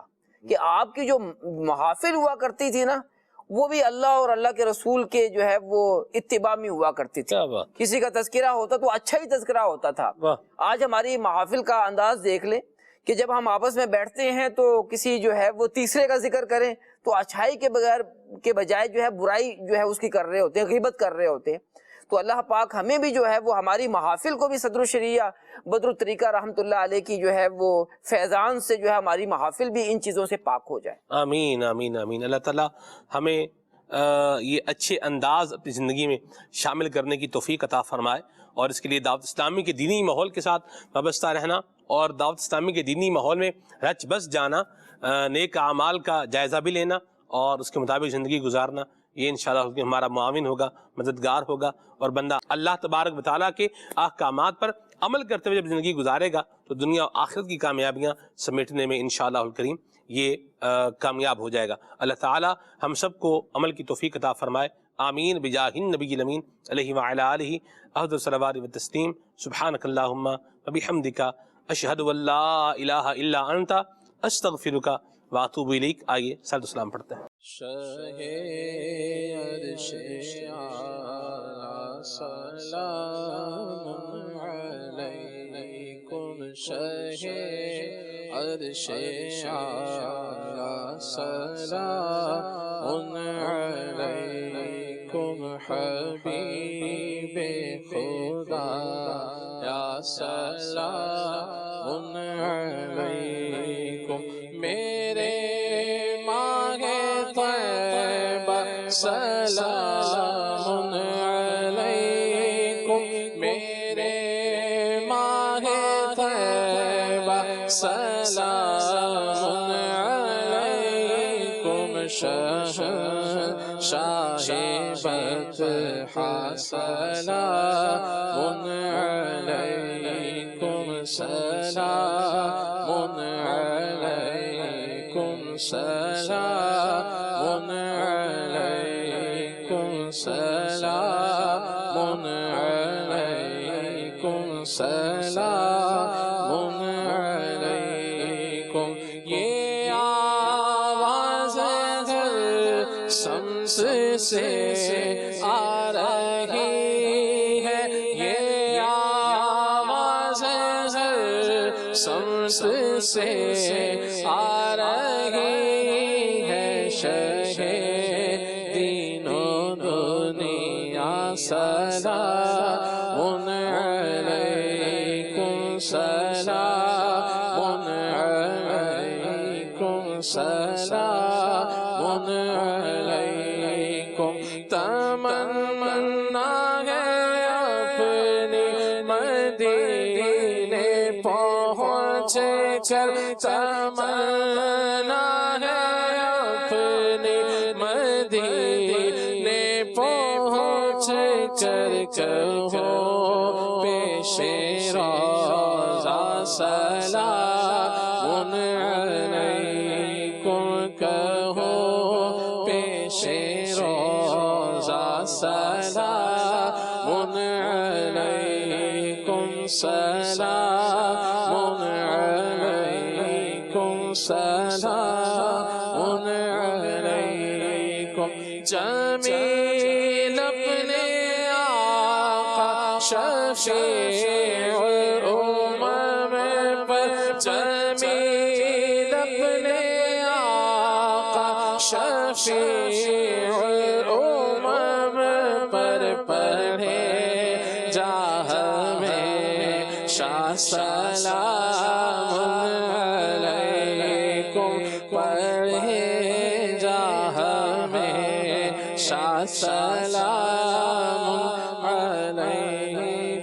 سلام علیکم سلام